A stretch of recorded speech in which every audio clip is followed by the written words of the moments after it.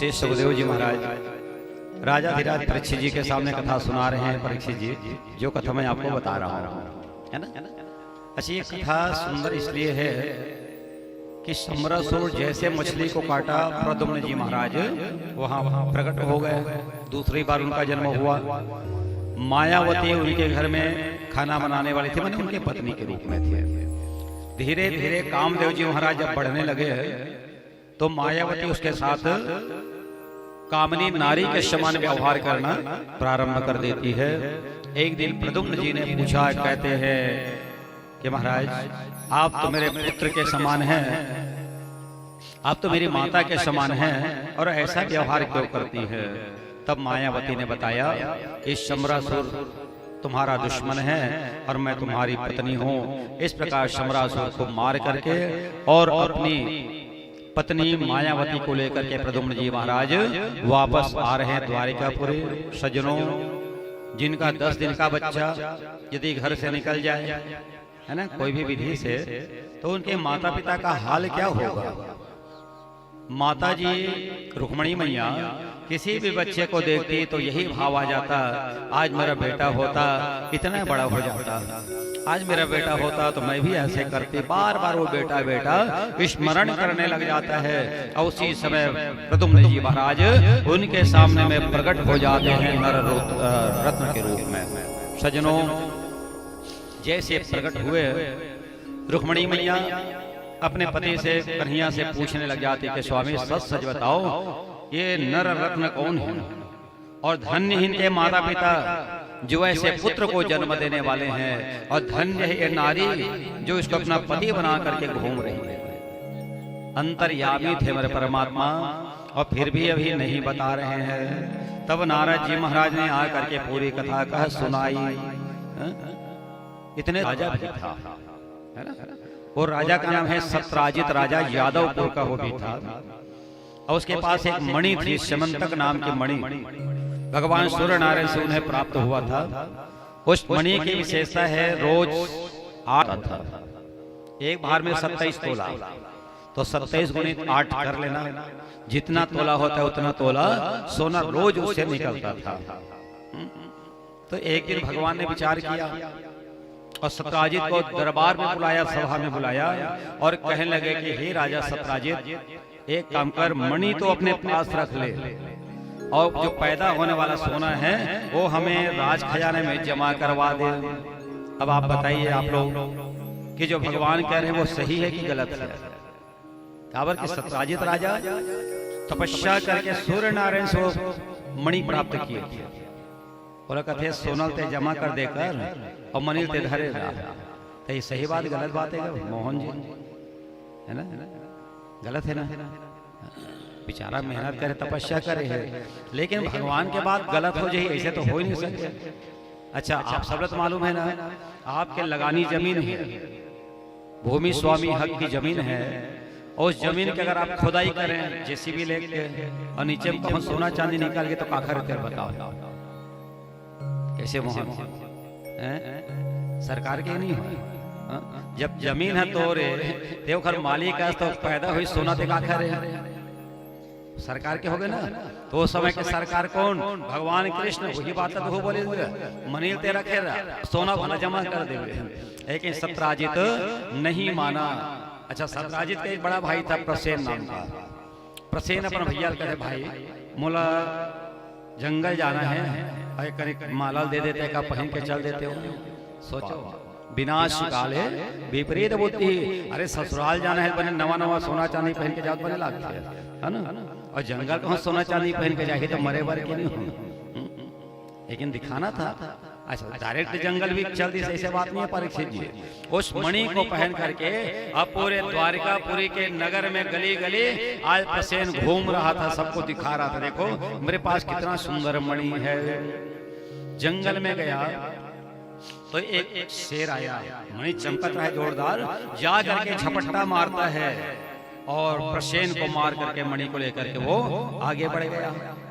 आगे से जामुन जी महाराज आ रहे थे, उसने शेर को मारा और वो मणि लेकर के अपनी गुफा के अंदर में चले गए। ये वही जामवंत जी महाराज है ना, जिनको चिरंजीव होने का वरदान मिला हुआ है। जिस समय भगवान बारह बन करके आए थे ना, उस समय भी थे जामवंत जी महाराज, उनके परिक्रमा कर रहे थे 12 भगवान के। और राम जी के युग में थे तो आप जानते ही हैं, रामायण की कथा में कई बार सुने हैं जामवंत की कथा। बड़े बुजुर्ग थे, ज्ञानी थे। आज जैसे मणि को लेकर के गए और अपनी कन्या को वो पकड़ा देते हैं। अच्छा सज्जनों, माताओं, भाइयों बहनों, एक बात मैं आप लोगों को बता देता हूँ। आपके घर भी अगर कोई कन्या है जिसकी शादी नहीं हुई है, कई जन क्या आदत थे, मयक मारे लान के पैसा उसे धरा देते हैं, है ना। बेटी ला कोई भी चीज थे, बेटी धरा देते। मोर बात ला मानो तो आज से एक नियम बना लेना, कोई भी चीज हो बेटी के हाथ में सुपुर्द मत करना। अगर कर दिए तो बेटी फिर वापस लेके अधिकार नहीं रखना। अगर बेटी की चीज वापस खाएंगे तो आप आपके भागीदार बन जाएंगे, है ना। और दूसरी बात समझ लेना, जेखा घर में बेटी के राज चलते ओका घर में बेटा बहु साल बहु कभू नहीं बने। आप आजमा लेना, क्योंकि आपको अपने बेटा और बहू पर भरोसा नहीं है जितना भरोसा आप अपने बेटी के ऊपर में करते हैं। इसलिए बेटियों को भी सावधान हो जाना चाहिए। शादी होने के बाद अपने मायके में कोई हस्तक्षेप नहीं करना चाहिए, है ना। एक कथा है, समझना आप। जामवंत जी महाराज जैसे जामवंती को मणि दिए, उस मणि को खेल रहे थे, इधर पूरे द्वारिका में हल्ला हो गया कि कृष्ण ने मेरे भाई को किडनैप कर लिया है ना, हरण कर लिया है, और वो मणि अपने पास रख लिया है। दुनिया में अगर कोई चीज है तो कलंक, ये काजल से भी काली है। इसलिए ध्यान रखिएगा, अपने जीवन में किसी प्रकार का कोई कलंक लगने ना पावे, है ना मोहन जी। इस बात का ध्यान आप और हम सबको स्मरण करना चाहिए, सोचना चाहिए। आज कृष्ण के ऊपर कलंक लगा और उस कलंक का मार्जन करने के लिए भगवान ने क्या किया सज्जनों, दूतों को लेकर के चले गए कहाँ, जामवंत जी के गुफा के अंदर। कोई पैर के चिन्ह देखा चल दिए, है ना। और जा करके कहते देखो मैं अपने मणि को लेकर के वापस आऊंगा। जैसे गुफा के अंदर में गए, जामवंती जी आज उस मणि के साथ में खेल रही थी, जोर से चिल्लाती है पिताजी बचाओ बचाओ। जामवंत जी महाराज आ गए और झपटका मारने लगे भगवान कन्हैया के ऊपर। और जब झपटने लगे तो जामवंत को भगवान उठा करके बाल के समान फेंक देते हैं। कितने दिन लड़ाई चली परीक्षित जी महाराज? 18 दिन तक उनकी लड़ाई चली है। और जब लड़ रहे थे तो आखिरी में जामवंत थक जाता है और फिर हाथ जोड़ करके कहते हैं कि हे मेरे राम। बताओ, कृष्ण को राम कहने लगा वो। कृष्ण भी हड़बड़ा गए, ये तो मेरे पूर्व जन्म की बात कर रहा है। कहते अरे जामवंत तो कौन है, मुझे राम के रूप में संबोधित कर रहा है। कहते प्रभु मैं आपका वो भक्त हूँ, रामा अवतार के समय मैंने आपको देखा है। क्या विनय न मानत जलधि जड़, गए 3 दिन बीत, बोले राम सकोप तब, भय बिनु होत न प्रीत। कहते हैं महाराज, जब आप समुद्र में पुल का निर्माण करने वाले थे और 3 दिन तक समुद्र के सामने में आप खड़े हुए थे, विनय न मानत जलधि जड़, वो जड़ था समुद्र जो आपको नहीं पहचान सका। गए 3 दिन बीत, और जब 3 दिन का समय बीत गया और आपने अपने भौं तानने लगे, उसी समय समुद्र देवता ने आपको मार्ग दिया था।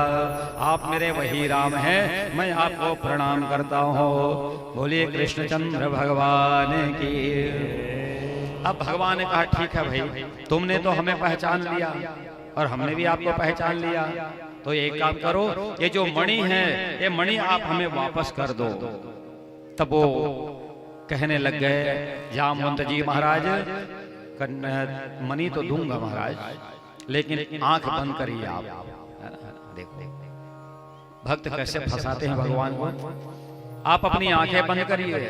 जैसे जामवंत जी अपनी आंख, भगवान कृष्ण जी आंख बंद करते हैं। जामवंत की एक सुंदर कन्या थी जामवंती नाम का, और उसका हाथ भगवान के हाथ में पकड़ा देते हैं। प्रेम से बोलो कृष्ण चंद्र भगवान की, है ना।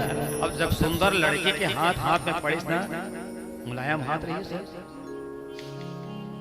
कन्हैया आंख खोल के देखते हैं, कहते हैं अरे जामवंत, एक कलंक से बचा करके दूसरे कलंक में डाल दिया। कौन सा कलंक?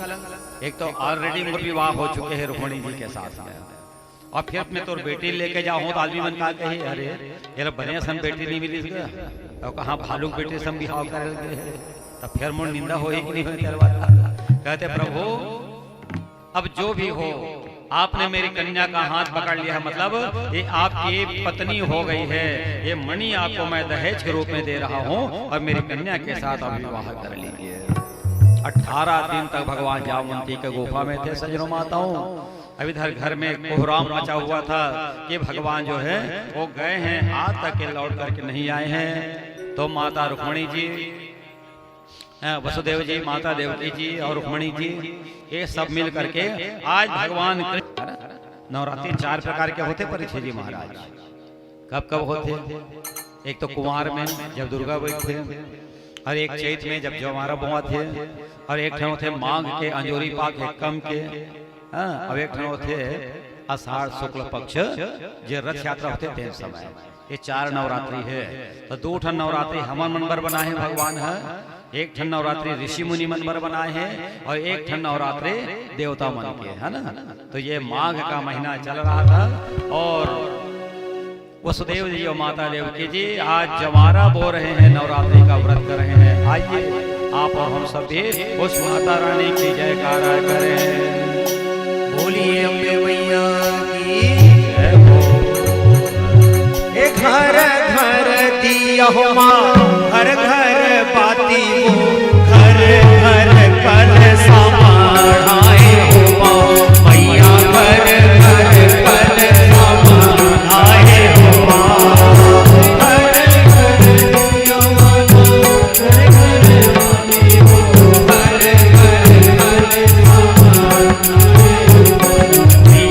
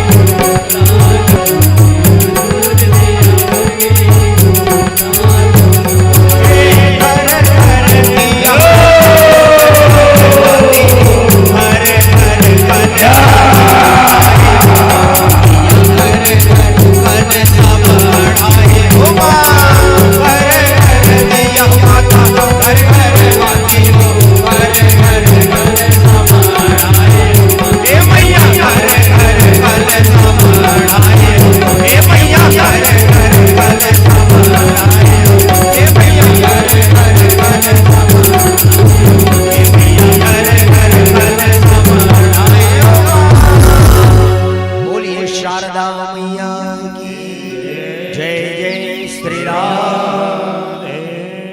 नमो नमो विंध्येश्वरी नमो नमो जगदम्ब संत जनों के काज में करते नहीं विलंब। जय जयकार करो माता की आओ शरण भवानी की। एक बार सब प्रेम से बोलो जय दुर्गे महारानी की। देवताओं की शक्ति भी माता जगदम्बा जी ही है, इसलिए आपके घर में भी जो कुल देवी होती है ना वही माता हैं, उनके ऊपर में हमें पूरा भरोसा रखना चाहिए। आज एक बात आप समझ लीजिएगा, जामवंत जी अपनी कन्या का विवाह मतलब कन्यादान कर दिया भगवान श्री कृष्ण को। ये आज की बात नहीं है, पूर्व जन्म में, पिछले जन्म में, मैंने अब तो उनका जन्म नहीं हुआ है, लेकिन राम जी के त्रेता युग की कथा के समय इन्होंने ये वरदान मांगा था कि प्रभु मुझे भी आपके ससुर होने का सौभाग्य प्राप्त होना चाहिए। राम जी ने कहा अभी तो मैं एक पत्नी व्रता हूँ, जब मैं कृष्ण की लीला करने के लिए आऊंगा तो तुम्हारी कन्या के साथ विवाह करूंगा, है ना। अच्छा, एक घटना कब की है, जब भगवान राम जी 14 साल वनवास करके आ गए, है ना, सीता जी को लेकर के राम राज्य चल रहा था। उस समय महाराज जनक जी एक पत्र भेजते हैं परीक्षित जी महाराज, है ना, किसको, भगवान राम को। कहते हैं बेटा तुम 14 साल जंगल जंगल भटक रहे थे, सुख नहीं मिला, तो एक काम करो, तुम माता जानकी को लेकर के, है ना, और अपने लघु भ्राता भरत लक्ष्मण शत्रुघ्न इन सबको लेकर के हमारे नगरी में चले आओ, जनकपुरी में आ जाओ। भगवान राम जी खुश हो गए, चलो भाई अब ससुराल जाना है। और ससुराल बहुत अच्छी जगह है, आप लोग जानते होंगे, है ना।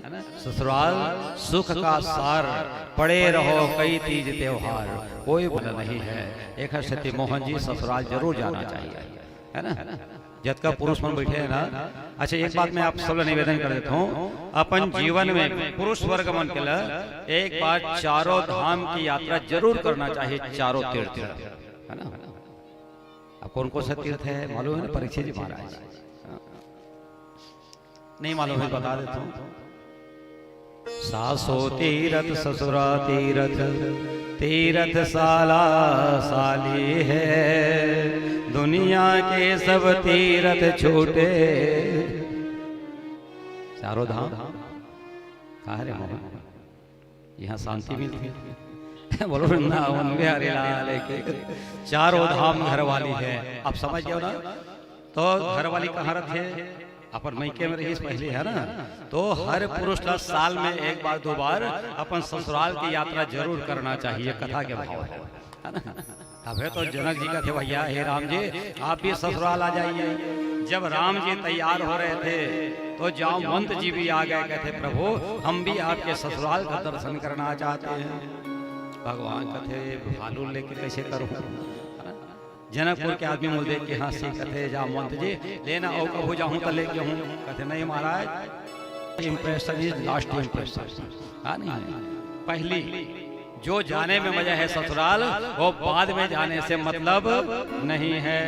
अब जामवंत कथे ले कोनो जन बतावे तैयार हो जा। अबेला सुन रही हनुमान जी महाराज, वो आगे कहते प्रभु मैं भी जाऊंगा आपके साथ। हनुमान जी देखिए नाल नील जत्का वानर सेना कई करोड़ आके खड़े हो गए, कहते प्रभु हम भी आपके ससुराल जाएंगे। तब राम जी चिंता हो गए, कहते एक दो जन रहती तो चल जाती है, एक एक करोड़ धर के कहूँ पहली बार ससुराल जाओ तो बड़ा अनर्थ हो जाए। नहीं नहीं आप लोग मत जाना। बेंद्रा मन कहते अच्छा, जब रावण से लड़ाई करे पर रही था हमारा धर के गिरे है ना। और अब धीरे धीरे छोटे होवे पर ही दो ही नौ बाँचे वृंदावन बिहारी लाल की। एक ठन माला पहने थे टूट गए, एक ठन पहने थे छोटे हो गए, और कल परन पत्नी माला ही के लिए है ना। जय श्री राम, बहुत आशीर्वाद। सज्जनों,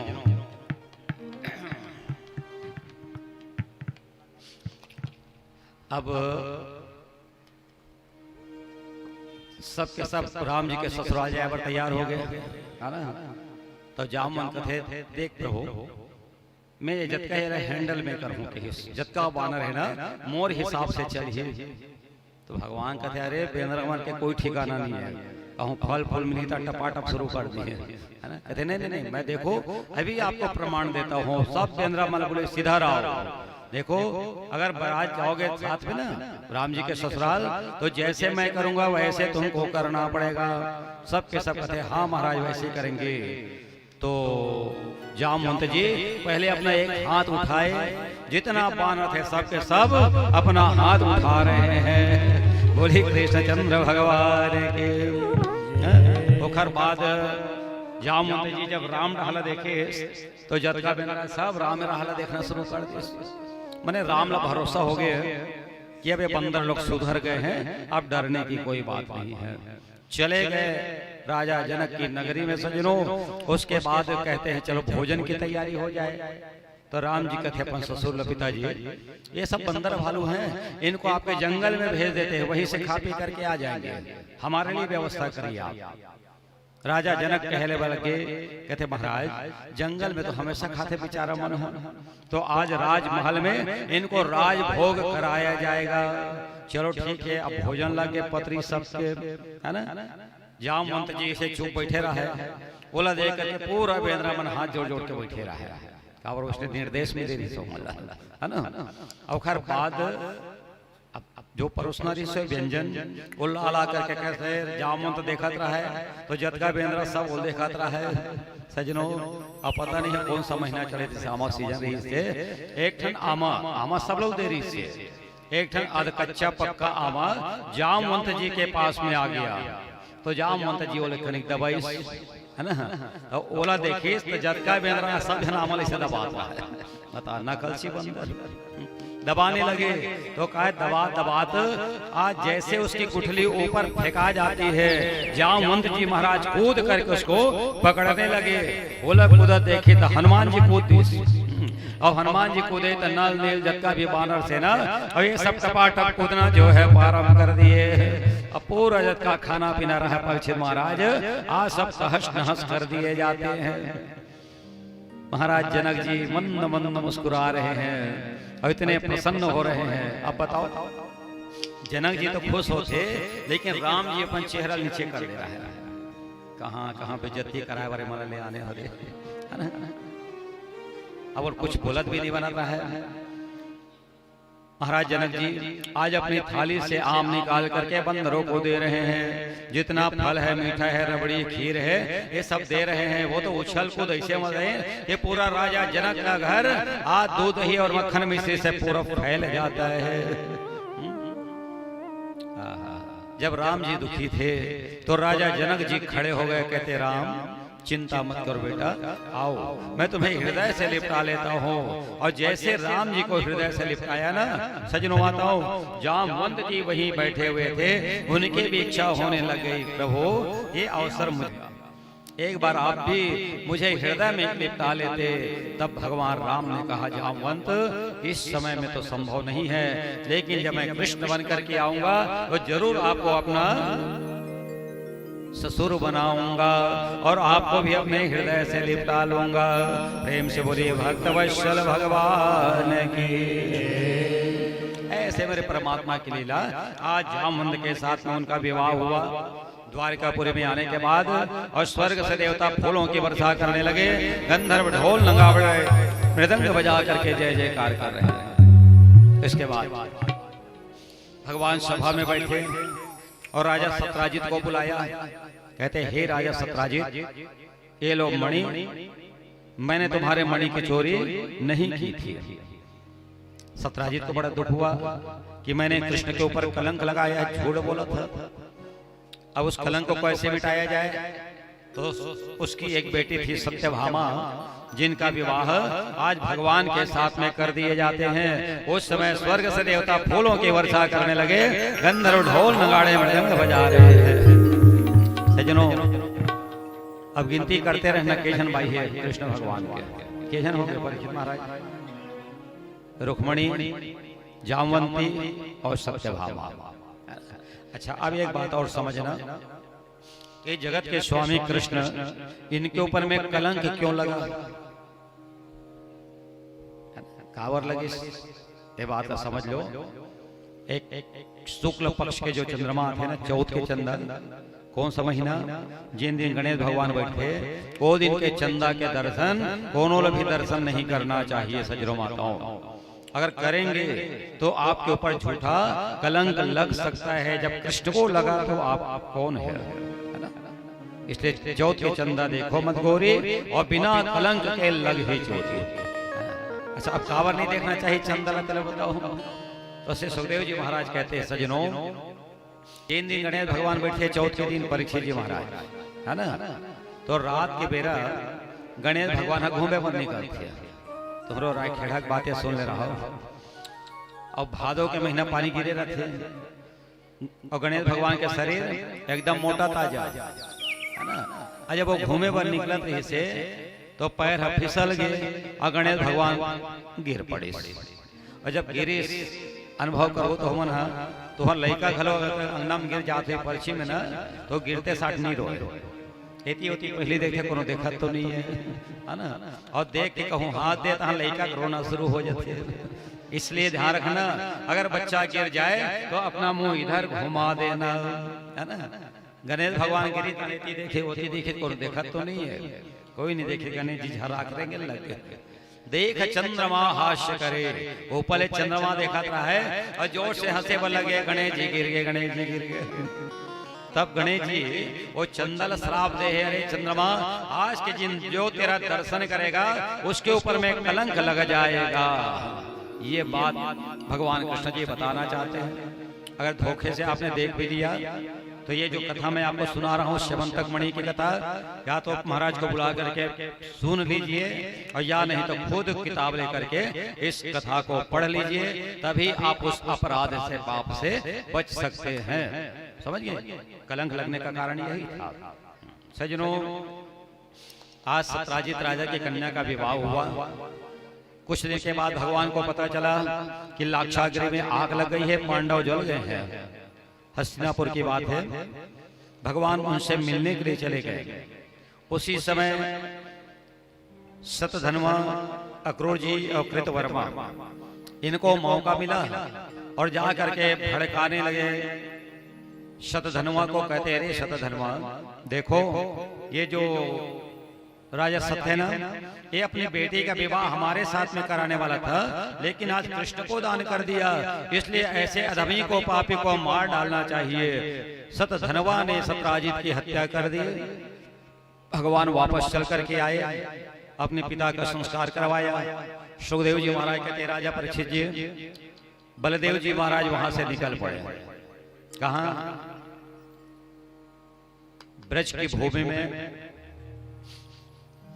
सजनों, वहां गए और जाने के बाद दुर्योधन को उन्होंने गदा युद्ध की शिक्षा भी दी थी। इसलिए दुर्योधन, बलदेव जी दुर्योधन के गुरु कहलाते हैं, है ना? शतधन्वा को भगवान ने मार दिया। अक्रूर जी वहां से भाग गए। भगवान उनको किसी भी प्रकार से बुला करके ये सारी बातें जो हैं समझा करके कहने लग जाते हैं। अब क्या समझा रहे हैं तो मैंने आपको बता दिया कि कन्हैया के ऊपर में, कृष्ण के ऊपर में किसी प्रकार का कोई कलंक आदि नहीं लगाना चाहिए। सजनों, कुछ समय बीतने के बाद भगवान को पता चला कि लाक्षागृह में आग तो लगी थी, लेकिन पांडव लोग जले नहीं हैं, बच गए हैं। तो भगवान फिर उनसे मिलने के लिए आए, और जब आए तो बड़ा विचित्र ये हुआ कि सब के सब जो हैं आज खड़े होकर के भगवान को प्रणाम कर रहे हैं। वासुदेवासयो मृत्यो वासुदेव परायण सर्व पाप विशुद्धात्मा याति ब्रह्म सनातन। कहते, हे सनातन भगवान, जो आपके आश्रय में आकर के मृत्यु को प्राप्त हो जाते हैं, सर्व पाप विशुद्ध आत्मा, जितना बड़ा भी पापी क्यों ना हो, उनके सारे पाप जो है तत्काल नष्ट हो जाते हैं। कैसे? जैसे कमरा के अंदर में रुई रखा हुआ है, उसमें एक चिंगारी भी पड़ जाए तो पूरे रुई का ढेर जल करके राख हो जाता है। वैसे आपके शरीर में जितने भी पाप हों, एक बार राम कृष्ण गोविंद माधव कह दीजिए, सारे पाप तत्काल भस्म हो जाएंगे। प्रशंसा करे थे भगवान के।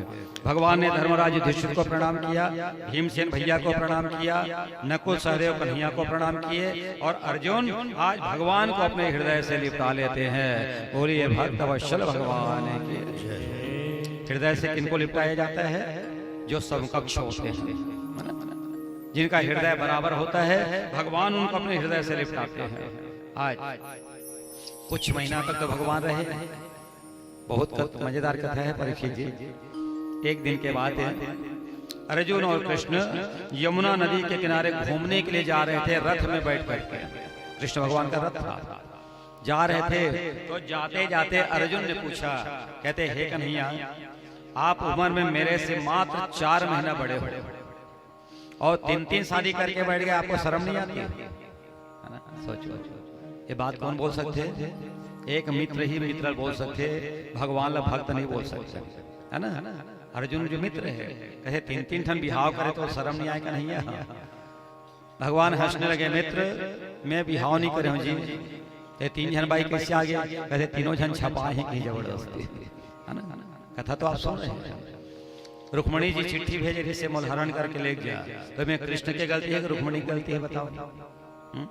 रुक्मणी गलती है ना, भगवान थोड़ी करी जबरदस्ती। जब जामवंत जी ने मालूम है कि खर रुक्मणी जी पत्नी है, अपन बेटी दे है, तो मैं कन्हैया का गलती है तेरा बताओ? ये तो जामवंत की गलती है।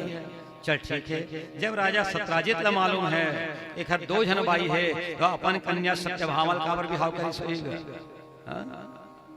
तक आखिर गलती बताओ?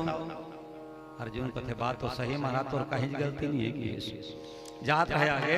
तो यमुना के किनारे एक बहुत सुंदर कन्या आंख बूंद करके तपस्या कर रही थी। अर्जुन पूछे, महाराज ये कौन है? और काबर तपस्या कर रहे थे तेला बताओ?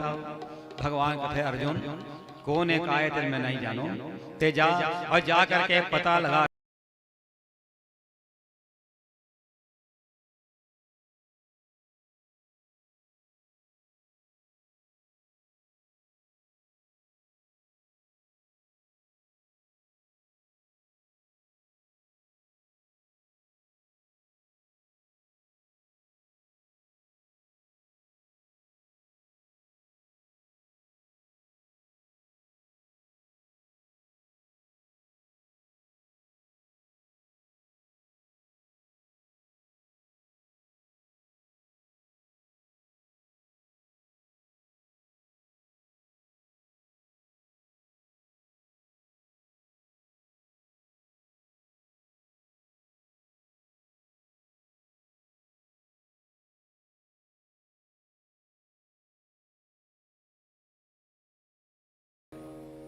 क्योंकि यहाँ मेरे परमात्मा का चरण पड़ा हुआ है।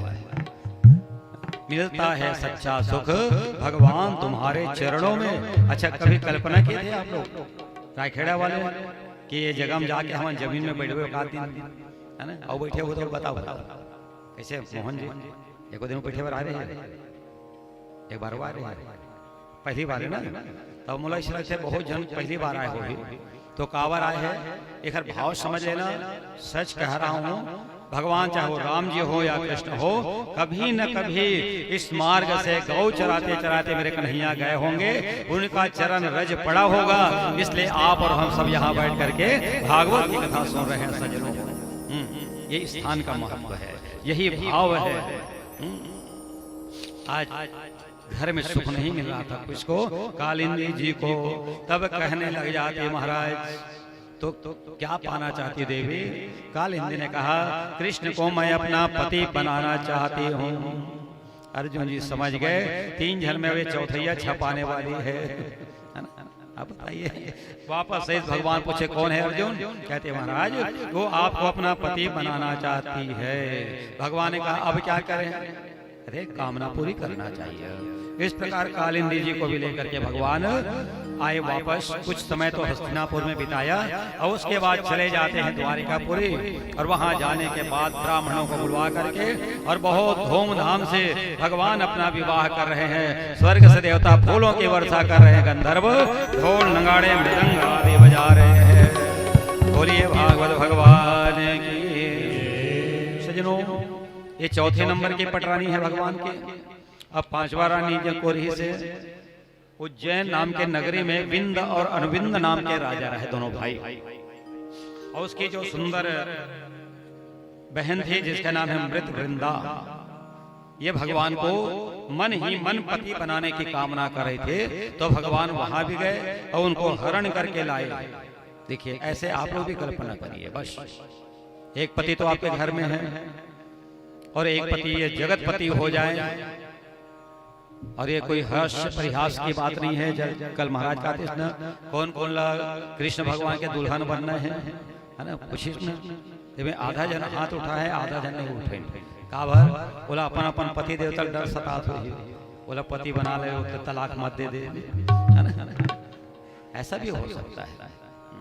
लेकिन ध्यान रखना, मीराबाई की कथा भी आप लोगों ने उनका चरित्र के बारे में सुना होगा। उनके पति देवता थे और फिर भी मीराबाई क्या कहती है, जाके सिर मोर मुकुट मेरो पति सोई। जिनके सिर पर मोर का मुकुट है और वही मेरे पति देवता होना चाहिए। संसलो, ये जो पति हैं ये तो आपको भौतिक सुख प्रदान करेंगे, लौकिक सुख प्रदान कर सकते हैं, लेकिन ऊपर जो बैठे परमात्मा ये आपको अलौकिक सुख प्रदान करने वाले हैं। इसलिए उनको भी अपना पति मान करके अब भगवान का स्मरण भजन करते रहना चाहिए। प्रेम से बोलिए कृष्णचंद्र भगवान की। सारी दुनिया है दीवानी, राधा रानी आपकी। सारी दुनिया है दीवानी, ताली बढ़ा करके। हाँ, सारी दुनिया है दीवानी, राधा रानी आपकी। सारी दुनिया है दीवानी, राधा रानी आपकी। हाँ,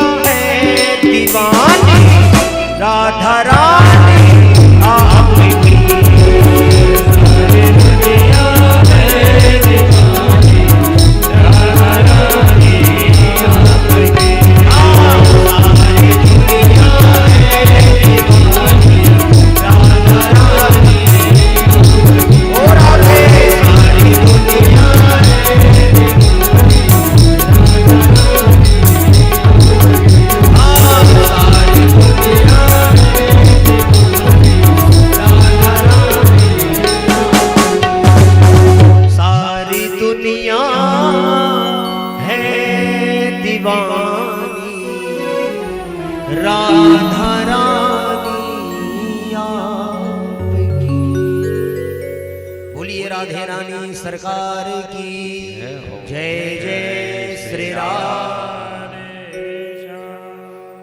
सज्जनों, आपके गांव रायखेड़ा के रहने वाले स्वर्गीय नीलकंठ सेन जी जो स्वतंत्रता संग्राम सेनानी थे, उनके सुपुत्र चिरंजीव श्री गणेश राम सिंह जी के द्वारा आज आप सबके लिए प्रसाद के रूप में 11 किलो बूंदी भगवान के चरण में अर्पण करे हैं। एक बार जोरदार ताली बजा करके उनको सम्मान करें। बहुत बहुत आशीर्वाद, शुभकामनाएं हैं।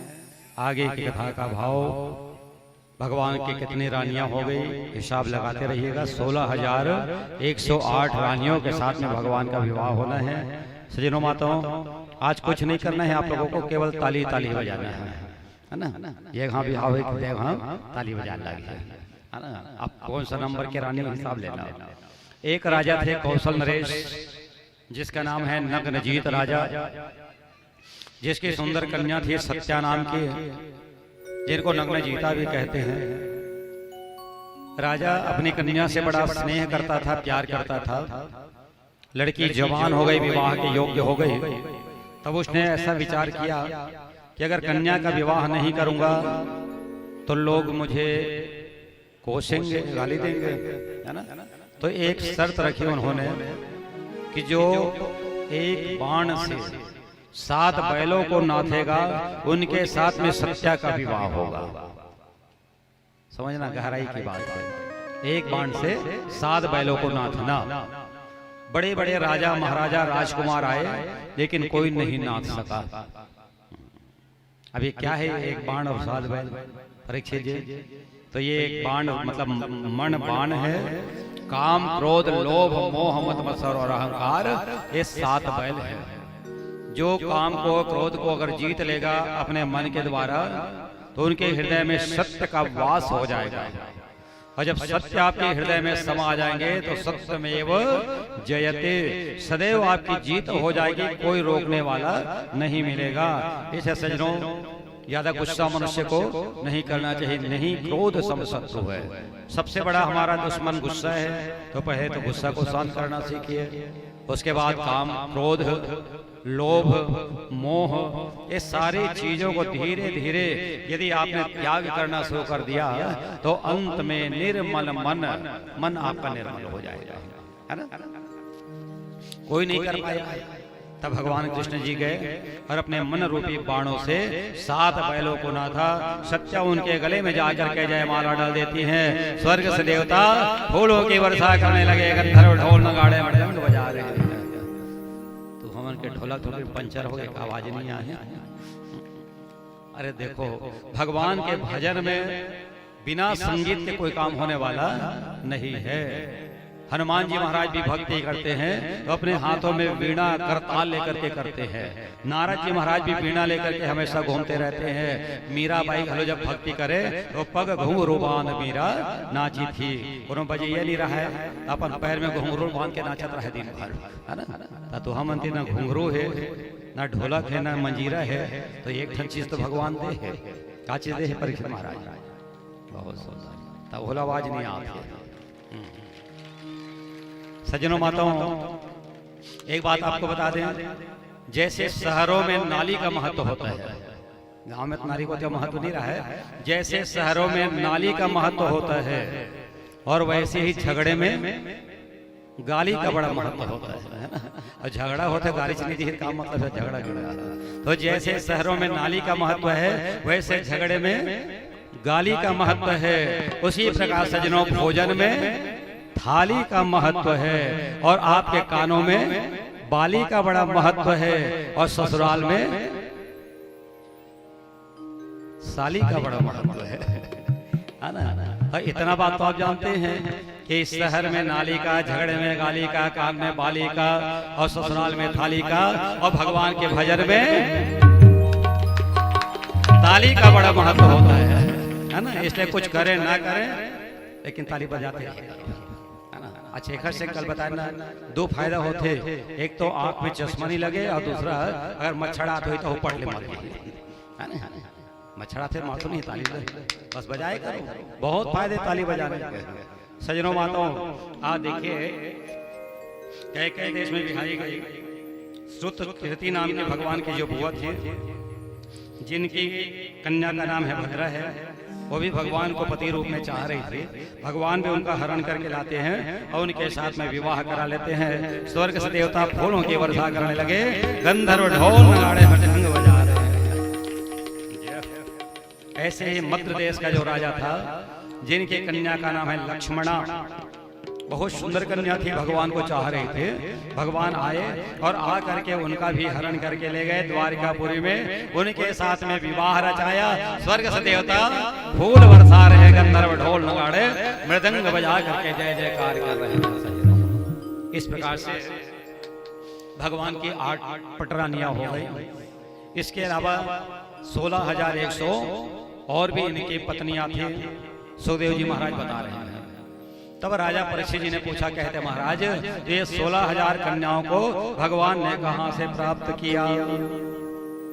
कथा में बताए, एक भौमासुर नाम का असुर था, जिनको नरकासुर भी कहते हैं। सज्जनों, ये इंद्र देवता के छत्र को हरण करके ले आया। देवताओं के रहने के साथ मेरू पर्वत का हरण करके ले आया। इंद्र की जो माता अदिति थी, उनके कानों का कुंडल ये हरण करके ले आया। वरुण देवता का छत्र इन्होंने हरण कर लिया। और मन में विचार किया कि मैं भी विवाह करूंगा। विवाह जरूर करना चाहिए, लेकिन विवाह में कंपटीशन नहीं करना, है ना। एक लड़की हरण करके ले आनी, भौमासुर है, उसका नाम है रोहिणी। शादी की तैयारी हो रही थी। नारद जी महाराज चले आए और कहते, अरे भौमासुर ये क्या कर रहे हो? अब एक बात आप लोग बताइएगा, बिहाव के मंडप तैयार है, मंगरोहन गढ़ के है ना। अब कोनो आग पूछे का कर रहा था वो, तो ये है बड़ा दुखद बात है कि नहीं?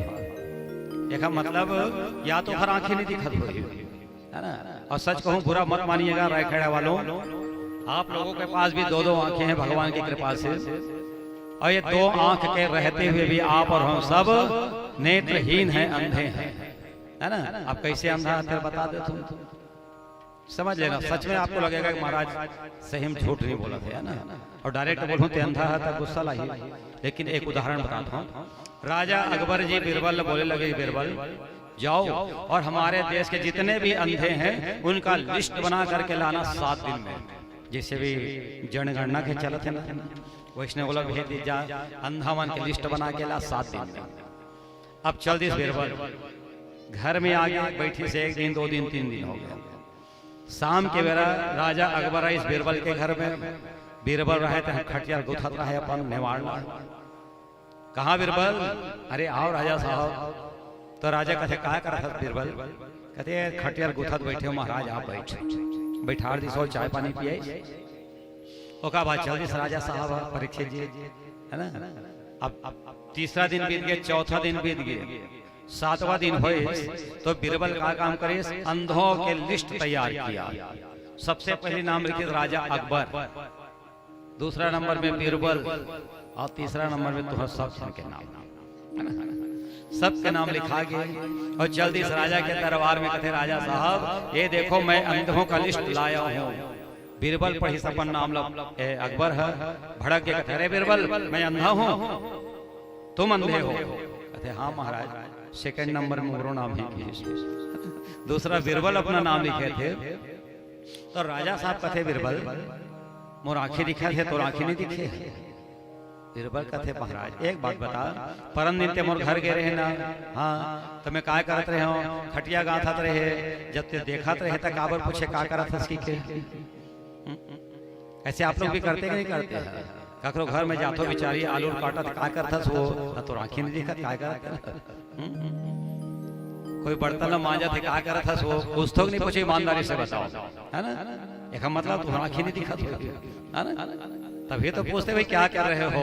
तो सजनों सच बताऊं, ये जो नेत्र है ये केवल माया का दर्शन कर सकते हैं। परमात्मा का दर्शन यदि आपको करना है तो आपको अपनी आंखें बंद करनी होगी। मंदिर जाते हो तो शायद मोरा इस लगते हाथ जोड़ करके और आंख बंद करके आप भगवान को देखना चाहते हैं, है ना। तो वो दिखते नहीं, दिखे भगवान है, आंखें मुंदे दिखती है, काबर के अंदर में और दो नेत्र हैं और नेत्रों का नाम क्या है? सत्संगस्य विवेकस्य निर्मलम नयनम द्वयम। निर्मल माने पवित्र दो नेत्र और हैं, एक का नाम है सत्संग और एक का नाम है विवेक। और जब ये आंखें आपके पास हो जाएंगे तो प्रभु का दर्शन आपको हो जाएगा।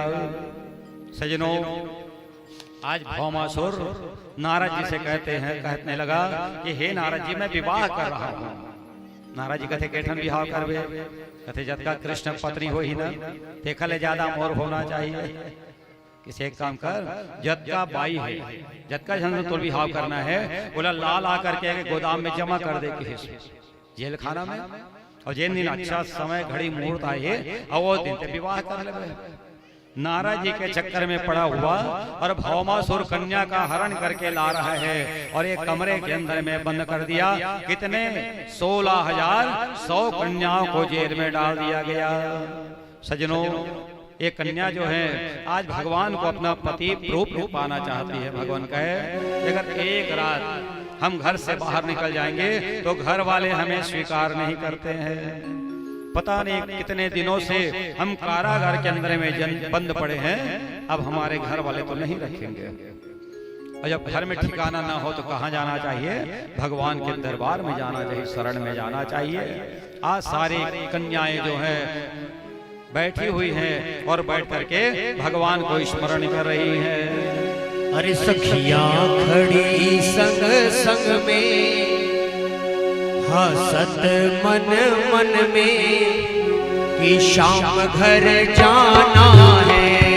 सखियां खड़ी संग संग में, हसत मन मन में कि शाम घर जाना है। हाँ, सखियां खड़ी संग संग में, हसत मन मन में शाम घर जाना है। सखियां खड़ी संग संग में, हसत मन मन में शाम घर जाना है। हमें शाम घर जाना है, शाम घर जाना है। शाम घर जाना है, शाम घर जाना है। हमें शाम घर जाना है, शाम घर जाना है। शाम घर जाना है, हो शाम घर जाना है। हाँ, सखियां खड़ी संग संग में, हसत मन मन में शाम घर जाना है। सखियां खड़ी संग संग में, हसत मन मन में शाम घर जाना है। मेरी सखियां खड़ी संग संग में, हसत मन मन में शाम घर जाना है। सखियां खड़ी संग संग में, हसत मन मन में शाम घर जाना है।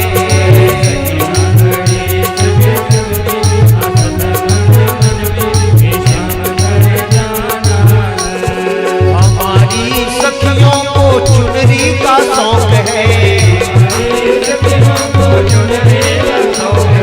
हमारी सखियों को चुनरी का शौक है। चुनरी का शौक है, चुनरी का शौक है। हाँ, चुनरी का शौक है, चुनरी का शौक है। चुनरी पहना के विदा कर दो, फूलों से झोली भर दो, शाम घर जाना है। सखियां खड़ी संग संग में, हसत मन मन में शाम घर जाना है। सखियां खड़ी संग संग में, हसत मन मन में शाम घर जाना है। सखियां खड़ी संग संग में, हसत मन मन में शाम घर जाना है। हमारी सखियों को बिटिया का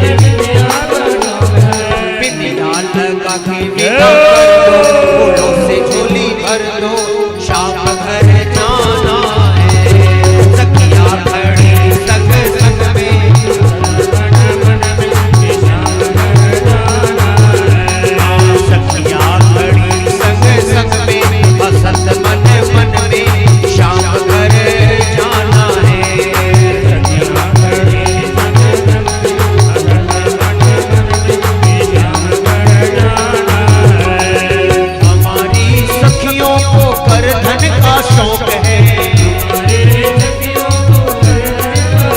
अरे हमारी सखियों को कर धन का शौक है। हाँ, कर धन का शौक है जी, कर धन का शौक है। कर धन पहना के विदा कर दो, फूलों से झोली भर दो, शाम घर जाना है। सखिया खड़ी संग संग में, हसत मन मन में, शाम घर जाना है। हाँ, सखिया खड़ी संग संग में, हसत मन मन में, शाम घर जाना है।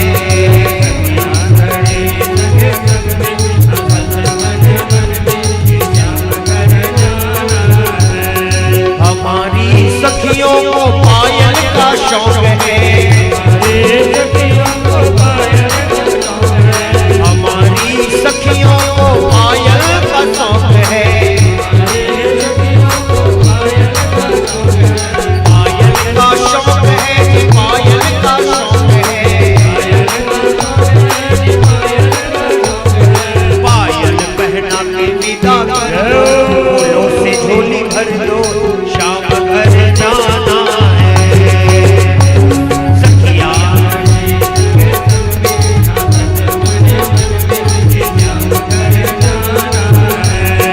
सखिया खड़ी संग संग में, हसत मन मन में, शाम घर जाना है।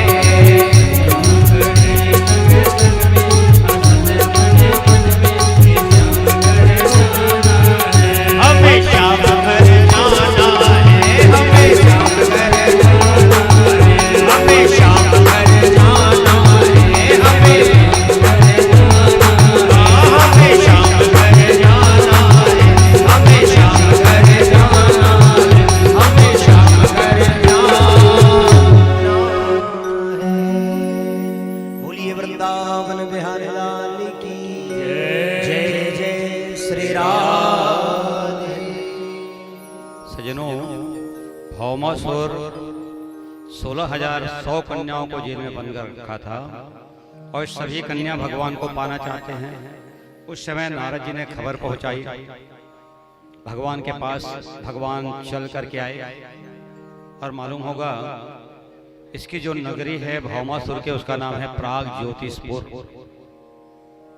जैसे आप लोग घर में अपनी सुरक्षा के लिए कोई खिला गड़ा के रखते हैं दीवार में, है ना, कोई कांच लगा करके रखता है कि चोर मत आ सके, ऐसे ही प्राग ज्योतिषपुर 7 घेराओं से सुरक्षित किया गया था, जहां अग्नि का गोला था, कहीं पानी के गोले थे और कहीं और कुछ व्यवस्था ऐसे कर दी गई थी।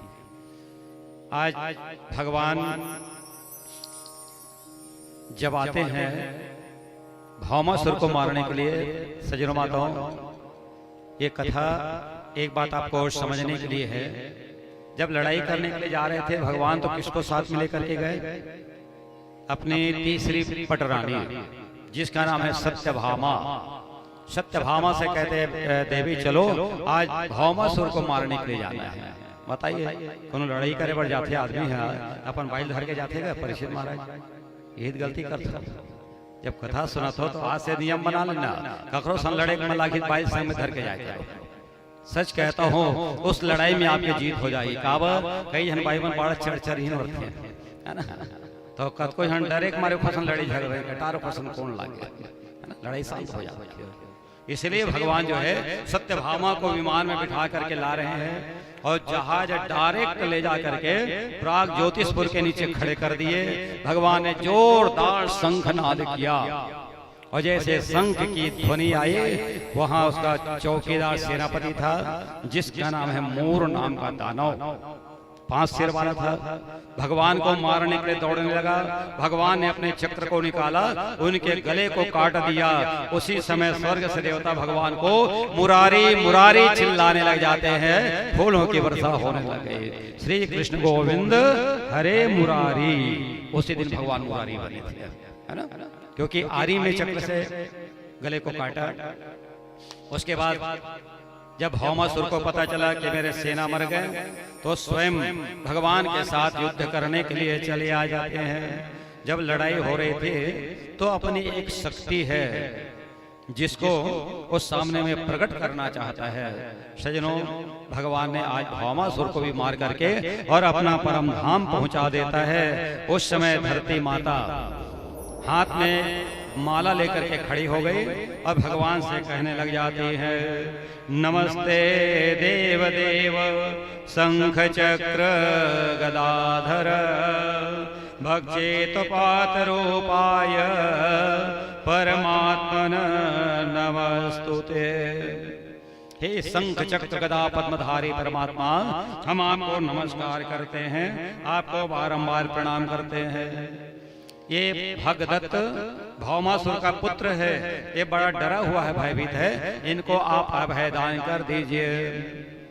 भगवान के गले में धरती माता आज जयमाला डाल देती है। सजनों माताओं, उसी समय स्वर्ग से देवता भी फूलों की वर्षा करना प्रारंभ कर दिए। ताली जरा जोर से बजाइए। धरती माता जो है भगवान को अपना पति रूप में स्वीकार कर रही है। भगवान को आपके राज्य से मतलब नहीं है, आपके घर से मतलब नहीं है, आपके नगर से मतलब नहीं है, तो क्या चाहिए उनको? मोहन प्रेम बिना नहीं मिलता, तो इनको केवल प्रेम होना चाहिए।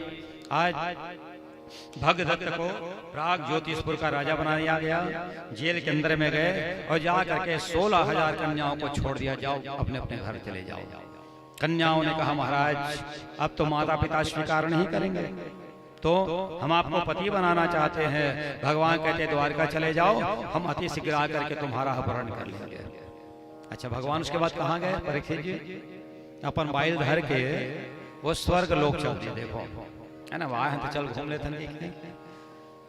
स्वर्ग लोक में जैसे गए तो सत्यभामा कामधेनु गाय को देख करके बड़ी प्रसन्न हो गई। फिर बाड़ी के तरफ गई तो क्या देखा? एक बड़ा सुंदर कल्प वृक्ष वहां लगा हुआ था, पेड़ लगा हुआ था। दैन्यम कल्प तरु तथा, एक कल्प वृक्ष जो है हमारी सारी मनोकामनाओं को पूर्ण करने वाला है ना। एक बात आप लोगों से हमारा निवेदन है, कभी भी किसी के घर में जाएं और कोई भी सुंदर वस्तु दिखे तो उनको मांगने की कोशिश मत करना। काबर बने दिखा के बेचारी अपन घर में टांगे है ना। छोटे बहनी बड़े बहनी घर जाते हैं, अब फोटो टंगा रही, बने दिखा देती, मोला दे देना, देवर तो दे देते, फिर भारी उपजिया करते है ना। इसलिए किसी को जी को मत दुखाना। आज सत्यभामा ने कहा कि कन्हैया ये कल्प वृक्ष है ना, इसको हम अपने घर में ले जाएं क्या? जब इंद्र से पूछा तो इंद्र ने कहा बिल्कुल नहीं ले जाने दूंगा। क्यों? क्योंकि समुद्र के मंथन से जो प्राप्ति हुई है इस सबका बंटवारा हो गया, मैं नहीं दूंगा। उस समय भगवान कृष्ण और इंद्र देवता की घमासान भी लड़ाई हुई है। सज्जनों, एक बात आप लोग समझ लीजिएगा, रण में बावन और वन में पीपल नहीं देखे जाए, है ना। कहावत सुने हो ना? मान लो महाराज लड़ाई करे वर्गे है मैदान में, तो आदमी वो लोग पांव पर ही गा, महाराज तो पांव पर वो महाराज मार खाएगा, ध्यान रखना। रण में ब्राह्मण वन में पीपल नहीं देखा जाता। लकड़ी काटने के लोग जंगल जाएंगे, पूरा जंगल उजाड़ना है तो पीपल घलो काट देते हैं, है ना परीक्षित जी महाराज। ऐसने जब लड़ाई होती से इंद्र लोक में भगवान के साथ इंद्र का, तो लड़ते लड़ते क्या हुआ, कई बार गाय के कान कटा के नीचे गिर गए। जैन जैन माखुर खात हो ते मन बहुत ध्यान से सुनना है ना। अच्छा, एक बार जितने लोग तंबाकू खाते हाथ ऊपर करें, लाजे मारे नहीं करो, अगर खाते हो तो हमारा निवेदन है आप सभी माताओं से, खबर के आजकल के भाई मन भला गुटका उटका खाना शुरू कर दे, है ना। बड़ी विडंबना है। उस झूठे मुंह से यदि आप राम नाम को जपेंगे तो भगवान का नाम भी अपवित्र हो जाएगा, है ना। अच्छा, एक बात बताऊं, ये तंबाकू का चीज से बने हैं तेरे पहले समझ लो। ओखा बाद जतका खाए मन लगा तो दिन भर खाते रहना। गाय के कान कटेस तो वह तंबाकू बन के, है ना। अभी भी देख लो आप, अगर मजाक समझा तो ना, तो तंबाकू के जिन बड़े पत्ता रहते देखिए आप, ओंकार जी देखे है ना, बड़े जान जो पत्थर से निकलते तंबाकू है तो पूरा डिजाइन देखना गाय के कान के समान होता है तो जो ये तंबाकू खाते हैं उनको गाय के कान खाने के बराबर पाप लगता है। प्रेम से बोलो गौ माता की। मतलब सीधा सीधा समझ हो तुम गाय के कानिल खा है ना। बात समझ में आती हुई तो बिल्कुल आज जाके चढ़ा देना। सजनों, कल्प वृक्ष को लाया गया और समय बीत जाने के बाद भगवान जो है उसको फिर से वापस करके आ गए। कल्प वृक्ष तो नहीं है, लेकिन जो पारिजाता का वृक्ष है वो उसी का अंश कहलाता है ना। आजकल गांव-गांव में घर घर आपको जो प्राप्त हो जाता है। इस प्रकार से बहुत सुंदर प्रसंग श्री सुखदेव जी महाराज राजा परीक्षित को बता रहे हैं। अब आगे की कथा सुनिए। भगवान आए और आकर के 16,000 रूप बना करके और 16,100 कन्याओं के साथ में भगवान परम मंगल विवाह कर रहे हैं। उस समय अप्सराएं नृत्य करने लग जाती, नाचने लग जाती हैं और स्वर्ग से देवता फूलों की वर्षा कर रहे हैं। गंधर्व ढोल नगाड़े मृदंग बजा रहे हैं। हो लागे दुल्हा सा तू दिलदार सांवरे, तेरा किसने किया श्रृंगार सांवरे, तेरा किसने किया श्रृंगार सांवरे, तेरा किसने किया श्रृंगार सांवरे, तेरा किसने किया श्रृंगार सांवरे। लागे दुल्हा सा तू दिलदार सांवरे, लागे दुल्हा सा तू दिलदार सांवरे, लागे दुल्हा सा तू दिलदार सांवरे।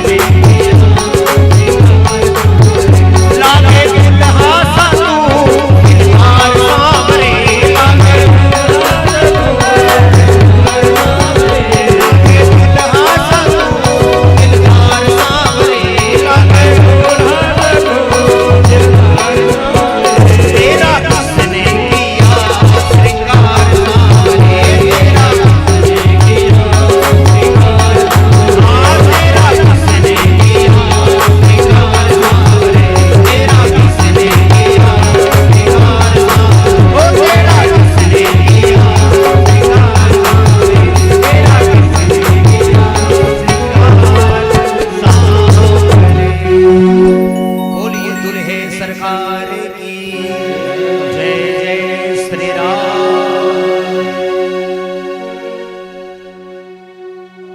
श्री सुखदेव जी महाराज राजा परीक्षित जी के सामने बहुत सुंदर कथा का वर्णन कर रहे हैं। परीक्षित जी, भगवान की 16,108 रानियां हो गई, तो भगवान का गृहस्थ कैसे चलता है ना, इस बात के जानकारी होनी चाहिए। तो जैसे 16,108 रानी है, और उसी रूप में परमात्मा 16,108 रूप धारण करते हैं, और हर पत्नियों के घर में गृहस्थ जीवन जो बिताना प्रारंभ कर दिया। एक बार कृष्ण भगवान पलंग पर लेटे हुए थे, और मैया रुक्मिणी जी उनके पैर दबा रही थी, और एक हाथ से पंखा लेकर के उनको चवर डोला रही थी। मैंने आपको पहले बताया था ना कि पति देवता जब सोते पर जाए तो चवर जरूर डोलाना चाहिए, पंखा हिलाना चाहिए। कब तक? जब तक उनकी नींद ना आ जाए तब तक। अच्छा, अब अचानक भगवान मजाक सूझ गए और कहा कहते, हे रुक्मिणी, अरे तोर बड़े भैया है, मोरा लाइक नहीं करे, पसंद नहीं करता, और वो तो मैं ओखर घमंड तोड़े पर तो हरण करके ला रहे हो। वैसे भी दूल्हा बन करके शिशुपाल वहां पहुंच चुके थे, और बराती भी कौन गया था? तो कहते, चैत्र साल वजरासंध दंत वक्रादयो मम द्विसंति वामोरो रुक्मी तापे तवाग्रज। रुक्मी तो ऐसे भी दुश्मन है, शिशुपाल, दंत वक्र, विदुरथ, साल्व, ये सब के सब वो बराती बन करके गए हुए थे। एक काम कर रुक्मिणी, जा और जेखर संतोरो बिहार करे मांगा तय कर ले। बताओ, ऐसने कोनो पति देवता अपन 22 मजाक कर देगा? या तो लोग मन लागत हो बिहाव करेगी। लेकिन कान्हा की लीला बहुत विचित्र लीला है सज्जनों। जैसे इतना कहना था कि मैया रुक्मिणी आज मूर्छित होकर के जमीन पर गिर पड़ती है, क्योंकि उनको मालूम है कि भगवान जो कहते हैं वो करते जरूर हैं। समय बदल गया। आज कन्हैया अपने हाथ में चवर लेकर के और माता रुक्मिणी जी को हवा दे रहे हैं, पानी का छींटा उनके मस्तक पर दे रहे हैं, और जगाने के बाद रुक्मिणी जी रो रही है, सुसक रही है। कहते, कान्हा तुम हमें छोड़ करके मत जाना कन्हैया, हम तुम्हारे बिना एक पल भी जीवित नहीं रह सकते। कन्हैया हंसने लगे, कहते, अरे रुक्मिणी, अरे वो तो मैंने मजाक किया था, क्योंकि मैं हमेशा कहते आ रहा हूँ आपको कि पति पत्नी अगर हैं तो कभी कभी हास परिहास जो है ये मजाक सब करते रहना चाहिए। बस गांठ बांध करके मत रख लेना लड़ाई होने के बाद। कहो ना प्यार है, इतना जरूर बोल देना, लड़ाई समाप्त कर लेना। सज्जनों, आज मैया रुक्मिणी जी बड़ी व्याकुल हो रही थी। तब भगवान ने कहा कि जो पतिव्रता धर्म है ये तुम में है कि नहीं, यही मैं जानने के लिए तुम्हारी परीक्षा ले रहा था। रुक्मिणी मैया बहुत चिंतित हो जाती है सज्जनों, और हम आपसे निवेदन भी करना चाहेंगे, पति और पत्नी एक गाड़ी के दो पहिए हैं। अगर एक चक्का पंचर हो जाए तो गाड़ी चलने वाली नहीं है, चाहे वो स्त्री रूपी चक्का हो, चाहे वो पुरुष रूपी चक्के हो, लेकिन चलना तो दोनों को मिलकर के होता है ना। इसलिए अपने रथ को सुमार्ग चलाते चलो। अपने गृहस्थ जीवन में कभी भी कोई प्रकार के संदेह नहीं आने देना चाहिए। एक कथा आप लोग सुने होंगे। अच्छा, एक बात बताओ, पति देवता बीमार पड़ जाते, पत्नी भारी सेवा करती है ना, हाथ पहला रगड़ी, मोड़ी में तेल लगाई, मालिश करिए। बोला देवता मानते थे, खास थे देवता हरे घरों यही बात का समझ ले रहा है। एक बार पति पत्नी के पटत नहीं रहा है, समझ गए परीक्षित जी, लड़ाई झगड़ा रात दिन होते रहा है। तब एक गांव महाराज इसने भागवत वागवत पढ़े, पति देवता ड्यूटी की, तब बाई चल दी और जाके कहते, महाराज जब से हुई है शादी आंसू बहा रही हूँ, आफत गले पड़ी है उसको निभा रही हूँ। कहते महाराज जब ले हममन के शादी हो है ना, एक को दिन हममन के खाप नहीं खाते पटत नहीं है। अब महाराज देखिए पतरा ला और देखे के बाद कहते भाई का बताऊं, जैन दिन तुहर फेरा पड़ी भावर होइस ना और 3 दिन तुहर ऊपर में शनि की धा चढ़ गए देखा से ते तुह मन के नहीं पटा थे बाई कथे कैसे पठी तेला बता तो महाराज उपाय बताइस एक काम करबे ते यहाँ देवता के मुड़ी में तेल चढ़ा देवे केस अब भाई खुश होके भागत आगे लका लका अब पूछे बुला के कथे देवता मुड़ी में तेल चढ़ाना है तुम तो जानते हो कौन देवता में तेल चढ़ते वो आगे अब आके बैठे बैठे सोचे लगे कथे भगवान देवता के मुड़ी में तेल चढ़ावे के है अब पूछे बुला के कौन देवता है तेला फट ले सुरता आगे जैसा भी हो पति ही देवता है ना तो ऐसे शाम के पति देवता इस पत्नी खुश हो गए आइए आइए जी वेलकम पति घलो खुश हो गए आज भारी वेलकम करत लेके बैठारी इस कुर्सी में पति खुश है ना कावर कि ऐसने माया कबू नहीं करत इसे बाई है अब एक घर के अंदर गैस और एक कटोरी तेल ले आलिस परीक्षित महाराज अब अपन पति देवता मुड़ी में गदगा ले रही तो देश अब तेल ले रही तो इस तो पति खुश हो गए आज मसाज कर ही दे लागत है मालिश वालिश करेगी अब कहाँ तेल डाल के बर्तन मांझे फिर गए जा अब तेल चुचवात रहा है चिल्ले कथे भाई एक आए तो कथे महाराज पति देवता आज महाराज कह रही से कि देवता मुड़ी में तेल चढ़ावे तो देवता शांत हो जाते तो जेखर देवता को गुस्से ला होई ना ऐसे एक कटोरी सरसों तेल डाल दे कर तो हमारा है ना जिन ज्यादा गुस्सा करते तो ऊपर मैं तोला देवता समझ के डाल दे पति देवता भड़क के कथे मी तो इसने दिखे हो कथे हाँ महाराज तुम ही मेरे मंदिर तुम ही मेरी पूजा तुम ही देवता हो अरे ती मंदिर महाराज और ती मोड़ देवता की जब ये बात न बोली तो पति देवता कथे बाहन देवता बने करे ये नारियल फोड़े बनी के है ये बाइक का ठिकाना मुड़ी में नारियल फोड़ देते इसलिए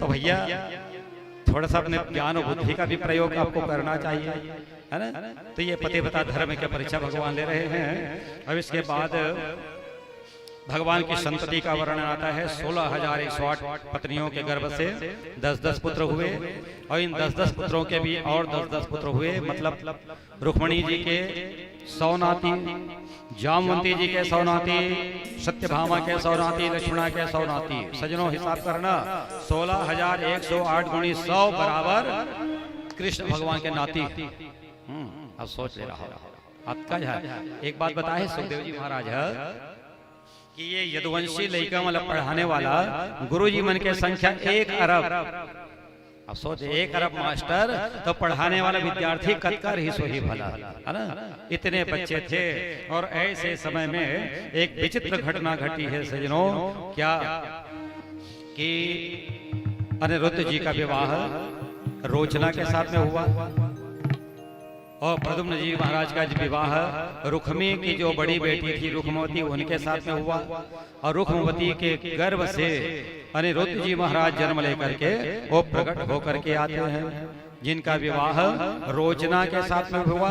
इसके अलावा जो बाणासुर थे उसके कन्या उषा के साथ में भी इनका विवाह हुआ था और इसी प्रसंग में भगवान बलदेव जी महाराज ने रुक्मी को मार करके अपना परम धाम जो है वो सिधार दिया था। राजा परीक्षित पूछने लगे महाराज अरे रुक्मी चिढ़ता था कृष्ण से तो अपनी बेटी का विवाह उसके साथ कैसे करवा दिया। तो कई बार लोग मजबूरी में क्योंकि जहाँ मामा फूफू चलते ना तो कई बार मजबूरी में विवाह करना पड़ जाता है। इस प्रकार आज का उनका विवाह हो जाता है। अब अनिरुद्ध जी के जो दूसरा विवाह है इनके बारे में वर्णन करते हैं सजनों। सोनितपुर नाम के एक नगर है जहाँ बाणासुर रहा करता है अपने गणों के साथ दूतों के साथ और आपको मालूम होगा इनकी 1000 भुजा है बाणासुर के और किसका भक्त है बाणासुर भगवान शंकर जी का ये अनन्य भक्त है परम भक्त है सज्जनों। एक दिन बाणासुर जब अपने 1000 भुजाओं से तबला बजा रहा था सज्जनों उस समय शंकर भगवान सामने प्रकट होकर के और नृत्य करना प्रारंभ कर देते नाचने लग जाते हैं। नाच रहे हैं अंत में कहते अरे भक्त वरदान मांगो क्या चाहते हो, तो वरदान मांगा, कहते प्रभु आप मेरे नौकर बन जाइए। देखो ऐसे ऐसे भक्त हुए कि शंकर भगवान को अपना नौकर बना लिया। अच्छा जटका जन बैठे हो, ईमानदारी से बताओ कौन कौन से भक्त है जो भगवान को अपना नौकर बनाना चाहते हैं? एक बार हाथ ऊपर करिए। भगवान ला नौकर बनाना है, भगवान ला नौकर बनाना है, बने सोच रहा दाई तब उठावे हाथ लाओ, है ना? अच्छी बात है। एक बार फिर से, है ना, समझ में नहीं आती है तो एक बार समझ लो। भगवान को अपना नौकर बनाना है, कितने लोग तैयार हैं? परीक्षित महाराज नहीं बनाओ, चलो ठीक है, बहुत समझदार हो तुम। अच्छा अब एक बात, भगवान के कितने लोग नौकर बनना चाहते हैं ये बताइए आप। तो नौकरी बजाना है ना, तनख्वाह नहीं मिले बात का ध्यान रखना। अब मोर एक कथा कहे और समझाए मतलब ये है, समझ जाओ भगवान ला नौकर नहीं बनाती कभी कहो नहीं कोई जन। अब मान लो तुहर मोबाइल गंवा जाते या कखो कान के झुमका गिर जाते तो काखर तिर जाते हो, बताओ किसके पास जाते हैं आप लोग? भगवान के मंदिर में 2 नारियल चढ़ाऊं, भगवान मोर झुमका मिल जाती है तो तुहर नौकर तो झुमका खोजल जाही वो। बताओ आपका नौकर है, वो 2 नारियल देकर के आप अपना मोबाइल पाना चाहते हैं? बनाते कि नहीं बनाते नौकर?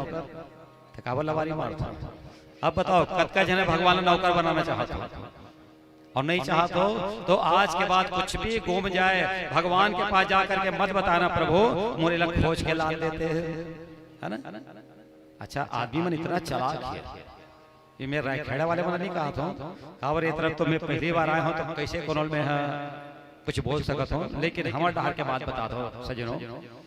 नारियल के बदनल बद देते हैं, भगवान मोर चीज मिल जाए तो नारियल चढ़ाओ, ठीक है, मिल गई चीज भगवान की कृपा से तो नारियल धर के जाते हैं मंदिर में और जाके पूछ लबन छील देते हैं, नारियल फड़ाक ले पटक के मार देते हैं, है ना, फोड़ के और भेला धर के अपन घर डहरा जाते हैं, खोटली मंदिर में छोड़ देते हैं। बताओ ऐसे कह रहे भगवान का कचड़ा चढ़ाऊं, नारियल चढ़ाने का वचन दिए और भगवान में कचड़ा चढ़ा के आ गया, तब वो भगवान खुश हो जाते। लेकिन कई जन आदमी का कहते जब नारियल फोड़ते सड़ जाते ना परीक्षित महाराज, चल सब लोग भगवान पा गए, सड़ गए तो भगवान पा गए, बने हैं तो उन खाओ, तो भगवान सड़ा माल खाते हैं। ये दुर्विचार जब तक आपके पास रहेगा तो निर्मल आपका नहीं हो सकता है सजनों। इसलिए आइए भगवान को आप और हम सब नौकर तो नहीं बनाएंगे, लेकिन भगवान की नौकरी बजाने के लिए हम सब तैयार हैं। आइए आप और हम सब दोनों हाथ उठा करके, क्योंकि भगवान का कहना है कि आप नौकर बनने वाले हैं और नौकर के काम का है आदेश के पालन करना। आदेश का पालन करिए, दोनों हाथ ऊपर करिए। हो बस इतनी तनख्वाह देना, जय हो, मेरा सुखी रहे परिवार। हाथ नीचे नहीं करना है। नौकर रख ले सामने तेरा बहुत बड़ा दरबार, नौकर रख ले सामने तेरा बहुत बड़ा दरबार, नौकर रख ले सामने तेरा बहुत बड़ा दरबार, नौकर रख ले सामने तेरा बहुत बड़ा दरबार, नौकर रख ले सामने तेरा बहुत बड़ा दरबार, नौकर रख ले सामने तेरा बहुत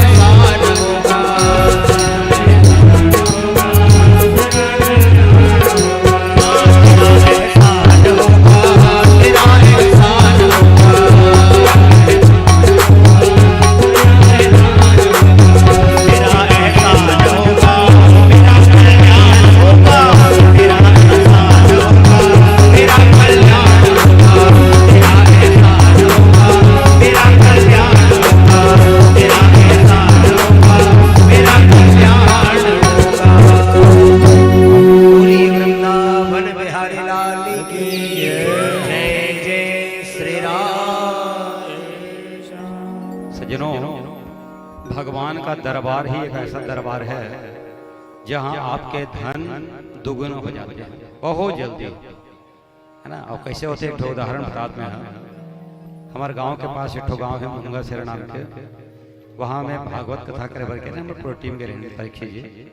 तो जिसने जब भजन चलिस ना तो एक जन थोड़ा विक्षिप्त टाइप के महिला रही से थोड़ा सा दिमाग चल गई से और नाचत नाचत है अब आकर के भगवान में 10 रुपए चढ़ा के और फिर नाचने लग गए। बताओ कत्का बड़े भक्त हम पागल खाते हैं। 10 रुपए चढ़ा के फिर नाचे चल दी। जब कथा फिर भजन बंद हुई ना तो बैठ गए अपन जगह में। अब पागलपन की हरकत तो जाना तो बताएगा, आवश्यकता नहीं है। आधा घंटा बाद फिर जब भजन चले और डोकरी फिर आगे नाचत नाचत गया तीर में। ये तो कम से कम ऊपर में बढ़ नहीं मंच है ना, थोड़ा नीचे में रही से और 20 रुपया धर के भाग गया। बोलो बताओ चढ़े इसका 10 रुपया और लेके 20 रुपया तो डबल कर दी भगवान आधा घंटा। बस ऐसा विश्वास आपको भी भगवान के ऊपर में होना चाहिए। सज्जनों माताओं, बाणासुर की कन्या का नाम है उषा, इनके मंत्री का नाम है कुष्मांड, जिनकी कन्या का नाम है चित्रलेखा। एक दिन सपना में उषा ने अनिरुद्ध जी को देखा। उस अनिरुद्ध को लाने के लिए और योग माया रूपी चित्ररेखा भगवान की पुरी में चले गए द्वारिका में और अनिरुद्ध जी महाराज को उठा करके ले आए। उनके साथ में विहार करने लगे। इसके चक्कर में भगवान श्री कृष्ण और शंकर भगवान का बड़ा घमासान युद्ध चला। शंकर भगवान पाशुपत नाम का अस्त्र कृष्ण के ऊपर में छोड़ने लगे तो कृष्ण भगवान ब्रह्मास्त्र शंकर जी को मारने के लिए तैयार हो जाते हैं। दोनों आपस में एक दूसरे को मारने लगे। सज्जनों, भगवान की कृपा में आपको बताऊं, आप सभी लोगों के पास एक अस्त्र भगवान ने दिया है। सबके पास है, जितने लोग बैठे लड़का से लेकर सियान तक। कभी कभी वो अस्त्र के प्रयोग कभी कभी करना चाहिए आप लोग, है ना। अच्छा, कौन सा अस्त्र है परीक्षित जी जानते है ना? उसका नाम है जिम्हास्त्र। अरे एक जन शुरू कर दे तो हम बाजू वाले रिएक्शन हो जाते हैं। इतना खतरनाक हो। और बताऊं आप लोग, मोबाइल पकड़ के बैठ जाओ, वीडियो कॉलिंग कर लो। अगर वो दिल्ली में भी बैठे हुए तुम्हारे रिश्तेदार बुखर से बोला पूरा जमहा देवे तो वो शुरू कर दिए, है ना। इतना खतरनाक यही अस्त्र जिम्हास्त्र आज भगवान शंकर जी के ऊपर कृष्ण ने छोड़ा। शंकर जी आह करने लगे, आलस्य बहु दोषा शांति। अब शरीर में आलस्यता आने लग गई, किनारे खड़े हो गए। उस समय बाणासुर लड़ने के लिए आया। भगवान चक्र के द्वारा उनके भुजा को काटने लग गए। 1000 भुजाएं थी, सारे भुजाओं को काट दिए गए। मात्र 2 भुजा बचे हुए थे। उस समय भगवान शंकर जी कन्हैया के पैर को पकड़ लिए। कहते, कन्हैया ये मेरा भक्त है, इसको मत मारिए आप। तब भगवान ने वचन दिया। कहते, भोलेनाथ मैंने वचन दिया है, इनके वंश में होने वाले कोई भी पुत्र इनकी हत्या नहीं करूंगा। किसको वचन दिया भगवान? भक्त प्रहलाद जी को। और प्रहलाद के वंश में जितने भी होने वाले असुर, उनकी हत्या भगवान ने कभी नहीं की है। इसलिए सज्जनों माताओं, हमारे घर में भी, हमारे कुल में भी अगर एक ध्रुव प्रहलाद जैसा पुत्र हो जाए तो हमारी 7 पीढ़ियां जो है तर जाती है। ऐसे संस्कारिक पुत्र आपको उत्पन्न करना चाहिए, संस्कार देना चाहिए। ये संस्कार कब संभव होगा? जब आप अपने बच्चे को अच्छे स्कूल में शिक्षा के लिए प्रेरित करेंगे। जैसे शिशु मंदिर का संचालन होता है ना, जहाँ सिखाई जाती है। अंग्रेजी स्कूल में भेजो तो ओके बाय बाय टाटा, यही चलता है सब, घाटा घाटा, है ना। लेकिन शिशु मंदिर का संस्कार हम आपको बता रहे हैं, गुरुकुल आश्रमों का संस्कार बता रहे हैं कि आपके बच्चे ज्ञानवान तो बनेंगे ही और साथ साथ संस्कारवान भी बनते हैं, जो सबको सम्मान करते हैं, सबको वो प्रणाम करते हैं, ना। तो ऐसी शिक्षा आपको देनी चाहिए।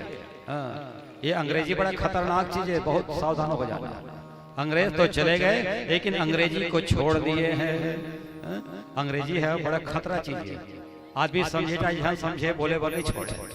झलप में घेर आदमी मिले बोला, कथे महाराज अभी अभी एंटी केस हो गया। अब बता, तुम जानते हो एंटी केस का? अब मोह नहीं जानो, फिर हाँ कह दो। काय कहते पूछते हो तो मोर बेइज्जती होती है ना। तब मैं हाँ हाँ ठीक हो गए तो का हो गए कहते वो ट्रक का एंटी का सुबह 2 आदमी मर गए। तो ये एक्सीडेंट के छोड़ के एंटी केस कहा है ना। तो ये अंग्रेजी है, आदमी कुछ भी बोले आपको हाँ कहना पड़ता है, यस और नो। बहुत सारी कथाएं हैं, समय अभाव है सज्जनों। और आज के बहुत पावन प्रसंग ये है कि सुदामा जी महाराज और भगवान कृष्ण जी का मिलन होना है, भक्त और भगवान का।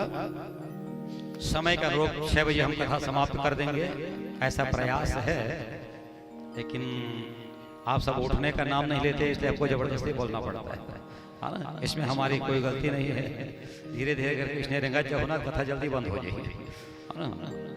अब उसके बाद कल अंतिम दिवस की कथा है, 7वें दिन की कथा है। प्रयास ये करिए जैसे आप लोग धीरे धीरे करके 4 बजे पहुंचते हैं तो कल करेक्ट 2 बजे कथा प्रारंभ हो जाएगी और 4 बजे कथा समाप्त हो जाएगी। कल की कथा में परीक्षित मोक्ष की कथा, सुखदेव जी महाराज के वन गमन की कथा और राजा परीक्षित जी को मुक्ति, इसके साथ तुलसी वर्षा होगी। तो कल जब आप आए तो तुलसी के पत्र लेते हुए आए, जितना ज्यादा मात्रा में हो लेके आए। तुलसी वर्षा होगी और तुलसी वर्षा के बाद षड्होत्री का कार्यक्रम, कथा सुनने के बाद अवश्य ही कुछ दान दक्षिणा करना चाहिए, आपकी श्रद्धा हो तो जरूर करिएगा। और उसके बाद यहाँ से शोभा यात्रा निकाली जाएंगे। गाँव कितना लंबा है मैं तो देखा नहीं हूँ, सुना हूँ बहुत लंबा सफर है। तो 3 बजे 3:30 बजे तक यहाँ से हम शोभा यात्रा प्रस्थान करवा देंगे, जो आपके नगर में भ्रमण करेंगे। जिनके जिनके दरवाजे पे परमात्मा जाए और आप चाहें तो घर के सामने चौक चंदनपुर करके भगवान को पूजा पाठ कर सकते हैं, आरती पूजा कर सकते हैं, भेंट कर सकते हैं। सज्जनों ये कल की कथा होगी और परसों प्रातः 9 बजे से यज्ञ का कार्य प्रारंभ हो जाएगा। हवन पूजन पूर्णाहुति, कपिला तर्पण, ढांचा पूजन, उसके बाद सहस्त्रधारा स्नान, गीता का ज्ञान, गीता का दान, और इसके बाद कथा की समाप्ति हो जाएगी परसों। तो शेष कल और परसों 2 दिन बचे हैं और दोनों आधा आधा दिन के काम बचे हैं। इसलिए बिल्कुल आप शांति पूर्वक धैर्य पूर्वक ये अपना समय जो है परमात्मा के चरणों में लगा करके रखिएगा। पता नहीं ये अवसर और मिलेगा कि नहीं मिलेगा, है ना। इसलिए समय का सदुपयोग हमें करते रहना चाहिए। बहुत अच्छे लोग हैं आप लोग, बहुत अच्छे प्रेमी लोग हैं जो इतनी बड़ी विनम्रता से भगवान की कथा सुन रहे हैं, है ना। हम ये पता नहीं चला थे कि कथा तुम्हारा समझ में आते कि नहीं आते, है ना। ये मैं नहीं जानो। अब एक बात सही बताओ, कथा समझ में आते कि नहीं आते? आते ना। अच्छा खाली क्या कथा सुना रहे हो?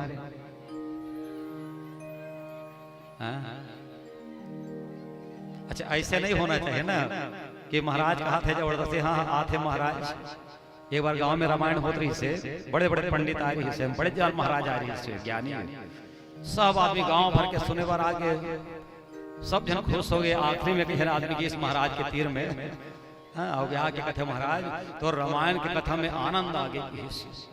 महाराजों खुश हो गए, बड़े सुनाया तब तो आनंद आ गया। कहते अच्छा आनंद आ गया? हाँ महाराज, फिर एक बात समझ में नहीं है इसकी। बताओ रामायण सुन रही से आनंद आ गई, एक बात और समझ में नहीं है, क्या बात है? कहते राम हर राक्षस रही से कि रावण हर राक्षस है, ही नहीं जाने महाराज। अब बताओ भैया वो रामायण में आनंद आ गई। राक्षस कौन है? राम के रावण, इसका भी पता नहीं है। बाहन देवता पर मुड़ी धड़ कहते भैया न राम हर राक्षस है न रावण हर राक्षस है, राक्षस तो मैं हर हूं। 7 दिन चिल्लाए होते नहीं समझेंगे, है ना। तो भैया चिल्लात हो नहीं समझ हो तो फिर का होगी, तो सोच ले रहा हो, है ना। तो समझिए, अरे ज्यादा नहीं तो थोड़ा समझिए ना, कोई बात नहीं है। पूरी ज्ञान नारद जी महाराज के पास नहीं है, पूरा ज्ञान श्री सुखदेव जी महाराज के पास नहीं है। शेष गणेश महेश दिनेश जाहि निरंतर गावे, जाहि अनादि अनंत अखंड अछेद अभेद सुवेद बतावे।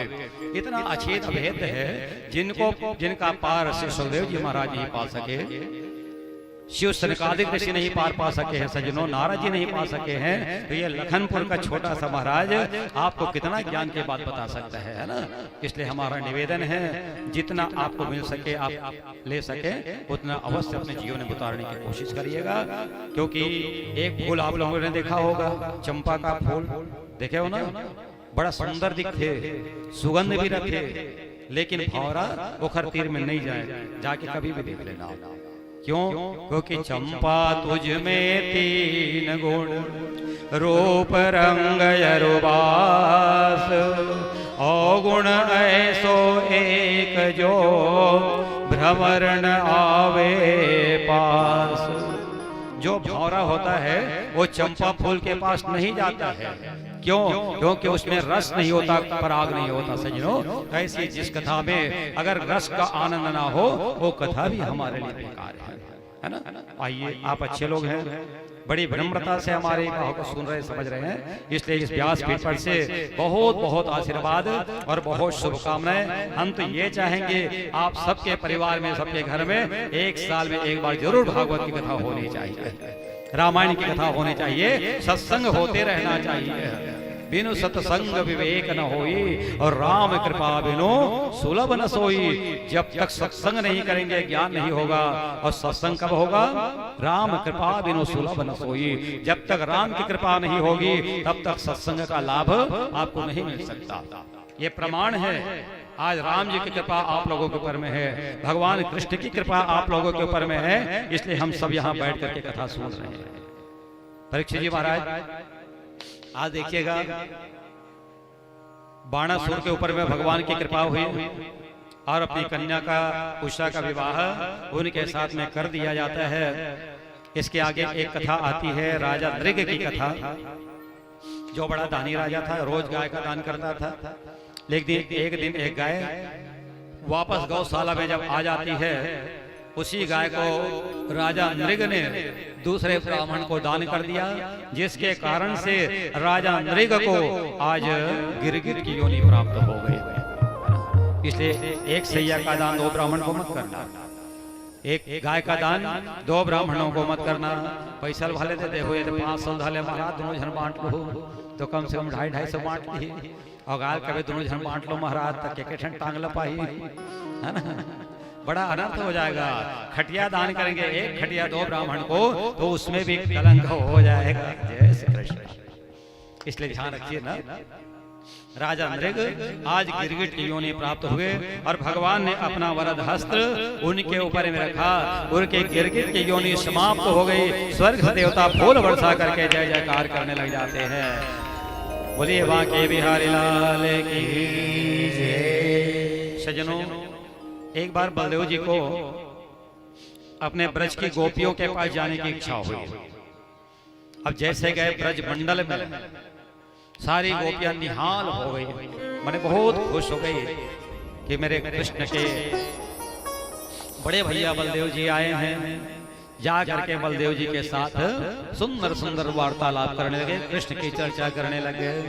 उसके बाद यमुना जी में जब स्नान करने के लिए गए, उस समय एक द्विविध नाम का बानर आया और बानर गोपियों को चिढ़ाने लग गया।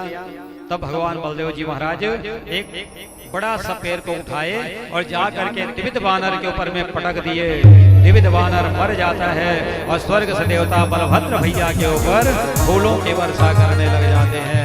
बोलिए बलभद्र भैया की। बलदेव जी की जय जयकार करने लगे। उसी समय की बात है, भगवान जब ब्रज मंडल में रह रहे थे तो एक करुष देश का राजा आया, उसका नाम है पौंड्रक। अरे पौंड्रक अपने आप को भगवान वासुदेव समझता था। कृष्ण भगवान के कैठन हाथ है, 4 शंख चक्र गदा पद्म धारण करने वाला। पौंड्रक के 2 हाथ और 2 ठन प्लास्टिक के लगवा ले रहा है ना, डुप्लीकेट। अच्छा, जाना तो आप कि जो ओरिजिन थे ना, ओखर से डुप्लीकेट के चमक ज्यादा रहते। कल भी बता रहे हो आप, है ना, आर्टिफिशियल जो लगे जाते। अब कैसे सजनों, अगर भागवत सुने बर आए हो ना, तो भागवत में जगह जगह ज्ञान की कथा है। भले मजाक में हम लेते हैं, अलग बात है, लेकिन अगर बुद्धि लगाओ तो हर कथा में ज्ञान छिपा हुआ है। यही हंडोकरी है, मोट डांट रहा है। अब निकले रात की कथा सुन के शाम के जाते हैं, जैसे रात के 8 बजे उसने जात रही से तो होती चोर मोटरसाइकिल में, और जन डोकरी है चूड़ी पहने रहे सोन के, जरा खींच के भागे लग गए।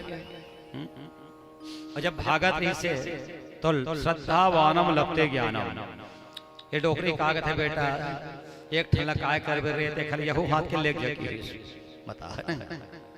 अब यहू हाथ के चूड़ी निकाल के वो चोर लगे, चोर बने खुश हो गए, कथे डोकरी बुद्धि नहीं है। तब वो पूछी कथे दाई कथे ये कावर देता चूड़ी निकाल के तेला बता, कथे बेटा ये ओरिजिनल नहीं हो रहे आर्टिफिशियल बता रहा है ओरिजिनल। जब आर्टिफिशियल बोले ना बनावटी है तो चोर छोड़ करके भाग गया और डोकरी सोन के चूड़ी धर के घर ये हाल है। कब श्रद्धावानम लभते ज्ञानम, जब आपके मन में श्रद्धा होगी तब आप ज्ञानवान बनेंगे, है ना। देखो पौंड्रक अपना अपना भगवान समझे, काबर आदमी कहते ही छ भगवान खेल को भगवान हो जी। गुणा सर्वत्र पूज्यन्ते पितृवंशो निरर्थकः वासुदेव नमन्ति ते वसुदेव नाम मानवः। सज्जनों दुनिया में गुण की पूजा होती है, भगवान वासुदेव को कृष्ण को सब प्रणाम करते हैं, लेकिन उनके पिता वसुदेव जी को कौन कौन प्रणाम करता है बताइए। तो जय बोला सुने वसुदेव महाराज के, है ना, नहीं सुने, क्योंकि उनमें गुण नहीं है। गुण तो मेरे परमात्मा में है, इसलिए उनको सगुण और निर्गुण रूप में भी जाना जाता है। भगवान को निर्गुण कहा जाता है, समझ रहे ना।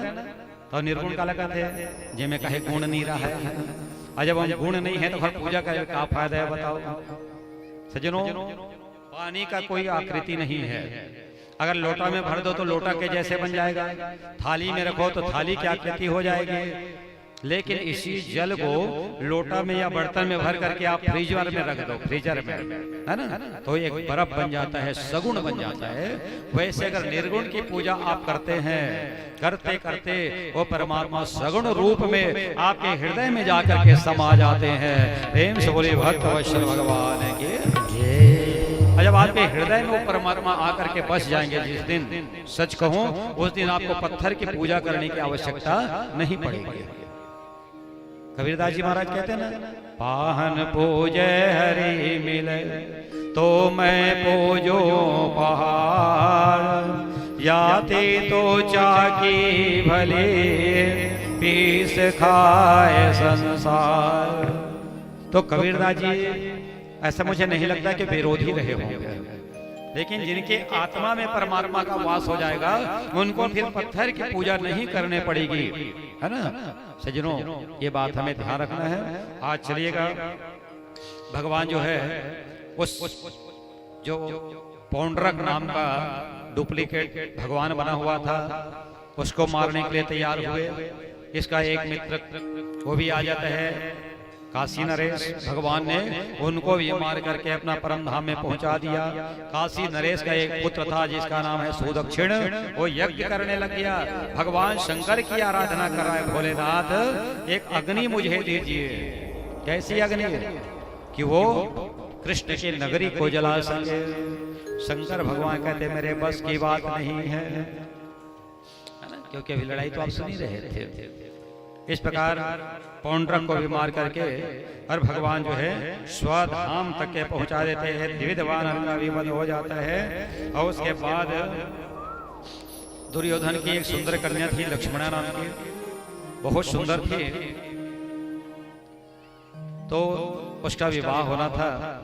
जामवंती का पुत्र सांब जाकर के उसको हरण करके ला रहे थे, तो दुर्योधन आज सांब को बंदी बना लिया और खंभे में बांध दिया रस्सी के द्वारा। जब भगवान को पता चला, उद्धव जी महाराज और बलदेव जी महाराज को उनके घर में भेजा गया। बलदेव जी बहुत समझा रहे हैं कि हे दुर्योधन, तो अपनी कन्या लक्ष्मणा का विवाह हमारे पुत्र के साथ करवा दे, सांब के साथ करवा दे। आप समझते होंगे कोई मूर्ख प्राणी है, उसको यदि उपदेश करेंगे तो उपदेशो ही मूर्खा नाम प्रकोपाय न शांत। मूर्ख को अगर ज्ञान की बात बताओगे तो उनका क्रोध जो है बढ़ जाता है। किस प्रकार पह पाना भुजंगा नाम केवल विषवर्धनम, जैसे सांप को दूध पिलाने से उसका जहर बढ़ जाता है। सज्जनों माताओं भाइयों बहनों बताइए, आप लोग सांप को दूध पीते हुए देखा है किसी ने? कोई देखे वास्तव है ना? जीवन में सांप दूध नहीं पीता है। क्यों नहीं पीता? काबर के सांप के मुंह में ठन थैली रखे जहर के। अगर आप दूध पिलाएंगे वो जहर उसके शरीर के अंदर चला जाएगा और शरीर का सांप का अंग जो है फट जाएगा, शरीर फट जाएगा, मर जाएगा अपने जहर के कारण, है ना। इसलिए दूध वो नहीं पीता। और सच बताऊं, दूध काखर और कौन लग पीना चाहिए, पिलाना चाहिए। जब भी आप अपने बच्चे को दूध पिलाएं तो गाय का दूध पिलाइएगा, इससे उसकी बुद्धि तेज होती है। और कभी जीवन में भूल करके भैंसी दूध मत पिलाना, नहीं गोबर चौथा कस पड़े ही कहीं चली करे। बोलो वहां के बिहारी लाल सजनो। अच्छा एक बात बताऊं, कोठा में मान लो 100 ठन गाय बंधा है, अतः बछरू ढील दे तो बछरू सीधा पंदाई के तीर में चल देते हैं, कावर ये गाय के दूध के प्रभाव है। और भैंस के जो पड़वा होते बछरू, बोला छोड़ देवे तो बीच में खड़े हो जाए, टस से मस नहीं होगा, है ना। बस इतना ही अंतर। क्यों? क्योंकि ये भैंस का दूध पीता है, इसलिए उसकी बुद्धि मोटी हो जाती है, शरीर मोटा हो जाता है। और गाय का दूध पीने वाला बड़ा ज्ञानी हो जाता है। इसलिए दूध पिलाना है तो ज्ञानियों को पिलाना चाहिए, ताकि उनका ज्ञान और बढ़े। जैसे हमारे सोनपुर से आए हुए हैं ओंकार वर्मा जी, जाना तो हो तुम्हारे पड़ोसी गांव के, है ना। और अपन खपरी मंदिर जो मढ़ी है, वहां से भी उनका संबंध जुड़ा हुआ है। और मजेदार बात बताता हूँ, आज से 10 साल पहले मोर घर में पहुंच गई, पता नहीं कहाँ पता पा गए गेरी से। और आके मोल बताए कहते महाराज मैं 10 साल पहले तो घर गेरे हो, मोर भरोसा नहीं हो, तो व्यासपीठ पर से बोल रहा हूँ 10 साल पहले। अब हो सकते गेरी सोही तो काली जब आ रही से ना वर्मा जी है, अपन पुराना खाता बही घर के आ रही से, और डायरी के बीच में मोर नाम और फोन नंबर अभी भी लिखा हुआ है। प्रेम से बोलो वृंदावन बिहारी लाल के। अच्छा और बड़े काबर मारा था, चल समझ लो वो मिली देखा से बड़ी नहीं मारा था, वो कालियाई से था हमारे बानबर गाय के 1.5 लीटर दूध धर के आ रही, देखा से बड़ी मारा था। बोलो वृंदावन बिहारी लाल के। इसने तो हम देखो तोहरो मन के बड़ी मार हो बैठे बैठे, है ना। बस करना चाहिए, दान करना चाहिए। गाय का दूध ज्ञानी पुरुष को पिलाना चाहिए सज्जनों, ताकि उनका ज्ञान के वृद्धि हो सके और जन जन में उनका कल्याण हो सके, है ना, वो सबका कल्याण कर सके। आइए इस प्रकार भगवान बलदेव जी महाराज समझा रहे हैं, लेकिन दुर्योधन नहीं माना। अपना हल उठाए बलदेव जी और जैसे खींचने लगे हस्तिनापुर को, आज भी दक्षिण दिशा की ओर झुकी हुई है। कभी जाना हस्तिनापुर, ये उसका प्रमाण है, समझ लेना। उत्तर की ओर उठा हुआ और दक्षिण की ओर झुका हुआ, ये हस्तिनापुर की संरचना है। ये बलदेव जी का पराक्रम का प्रमाण है। विवाह किए धूमधाम के साथ और उनसे चल करके आ जाते हैं। इसके बाद नारद जी महाराज के मन में विचार आया कि चलो भगवान की परीक्षा लेनी चाहिए। जब वो परीक्षा लेने के लिए जाते हैं सजरों, तो परीक्षा क्या लिए, बल्कि भगवान ने उनकी परीक्षा लेना प्रारंभ कर दिए। तब नारद जी को ज्ञान आया और कान पकड़ करके उठक बैठक करने लगे, कन्हैया आज से मैं आपकी परीक्षा नहीं लूंगा, है ना। तो भगवान की परीक्षा हम ले सकते हैं, साधारण मनुष्य भगवान की परीक्षा ले सज्जनों, ये मूर्खता से कुछ कम नहीं हो सकता है। अब इसके आगे श्री सुखदेव जी महाराज कथा का वर्णन करते हैं। भगवान कन्हैया रोज ब्रह्म मुहूर्त में जागते हैं, 4 बजे उठ जाते हैं, स्नान ध्यान करते हैं और उसके बाद दारुक नाम का उनका जो रथ हाँकने वाला है वो आता है। भगवान को रथ में बिठा करके सभा में ले जाते हैं। उस सभा का नाम है सुधर्मा सभा। वहां की विशेषता है, वहां जाने के बाद भूख प्यास नहीं लगती है, दुख शोक नहीं होता, जरा मृत्यु नहीं सताती है। ऐसे जगह में भगवान कन्हैया जा करके बैठ जाते हैं। देवर्षि नारद जी महाराज आए, हाथ में एक पत्र रखा हुआ था नारद जी, और जा करके भगवान को देने लगे। भगवान ने पढ़ा, कहते नारद जी इसमें तो लिखा है कि 5 पांडव आज एक यज्ञ करवाना चाह रहे हैं। कौन सा यज्ञ? राजसु यज्ञ युधिष्ठिर कीन्हो। राजसु यज्ञ आज युधिष्ठिर जी करवाना चाहते हैं, आपको चलना है। भगवान तुरंत तैयार हो गए जाने के लिए। जैसे चल करके आए, यज्ञ प्रारंभ होने वाला था। उस समय धर्मराज युधिष्ठिर जी खड़े हो गए, कहते महाराज बात तो ये है कि जब हम यज्ञ कराएंगे तो पहले सारे दिशाओं को हमें जीत लेना पड़ता है। सभी दिशाओं को जीत लिया गया है, लेकिन जरासंध नाम का जो दानव है वो मर नहीं रहा है। तो भगवान कहते चलो भैया पहले हम उनको निपटा करके आ जाते हैं। अर्जुन जी महाराज, भीमसेन और कन्हैया, ये तीनों के तीनों ब्राह्मण बन गए। जोआ चंदन लगा लिए, धोती कुर्ता पहन लिए, अब वहां से निकल करके जाने लगे। कहा? राजा जरासंध के गांव में चिल्लाने लगे, राजा भिक्षाम दे। राजा जरासंध आज स्वयं भिक्षा देने के लिए आ रहे हैं। कृष्ण भगवान को देखा, मुस्कुराने लगे। अरे महाराज जी, मुझे लगता है मैंने आपको कहीं देखा है। कन्हैया ने कहा, भैया हे राजा जरासंध, हम तो आपके गांव में पहली बार आए हैं, आप हमें कैसे दे सकते हैं? अच्छा बताओ आप कौन हो और आपको क्या लेने हैं, क्या चाहते हैं आप? तो कहते हैं महाराज, जो हम मांगेंगे वो आप दोगे? जरासंध ने कहा, हाँ, जो मांगोगे वही मैं दूंगा। तब भगवान ने कहा, हम आपसे युद्ध की भिक्षा चाहते हैं, लड़ाई करना चाहते हैं। जरासंध हंसने लग गया, अरे मूर्ख ब्राह्मणों, ब्राह्मण का काम युद्ध करना नहीं है, तुमको भिक्षा मांगना है, अन्न की भिक्षा मांगो। अगर तुम बोलो तो तुम्हारे लिए बड़ा सुंदर हम भोजन तैयार करके दे देते हैं। भगवान भी मुस्कुरा रहे हैं, कहते महाराज वो हम पेट पालने वाले ब्राह्मण नहीं है कि किसी के घर में कुछ मिला और खा पी करके आशीर्वाद दे करके चले गए, ऐसे ब्राह्मण हम नहीं है।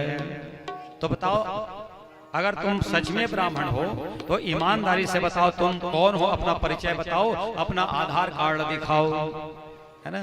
अब भगवान कह रहे हैं, अनयो मातुलेयम मम, कहते ये अर्जुन है और ये उसका बड़ा भाई भीमसेन है।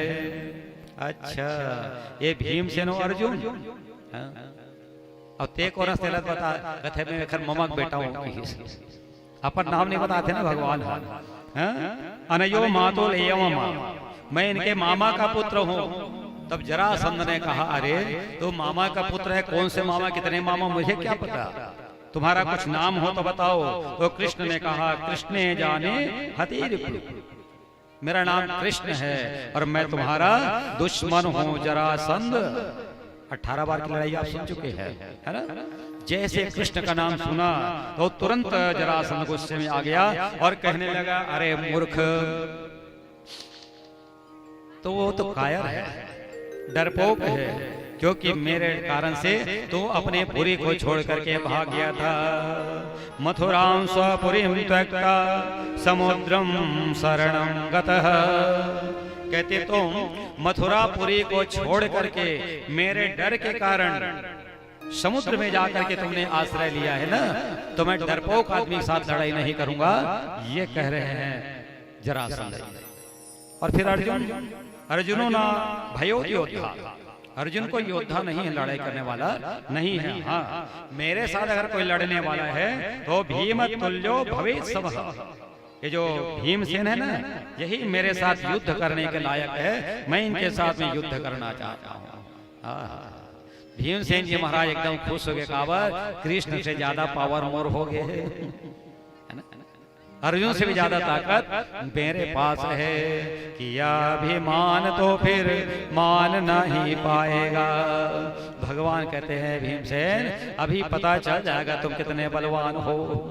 लड़ाई शुरू हो गई और जब लड़ने लगे तो लड़ते लड़ते 27 दिन बीत गए, जरासंध मर नहीं रहा था, और जैसे वो फाड़ के फेंके ना तो फिर आके जुड़ जाए, वो फिर जिंदा हो जाए।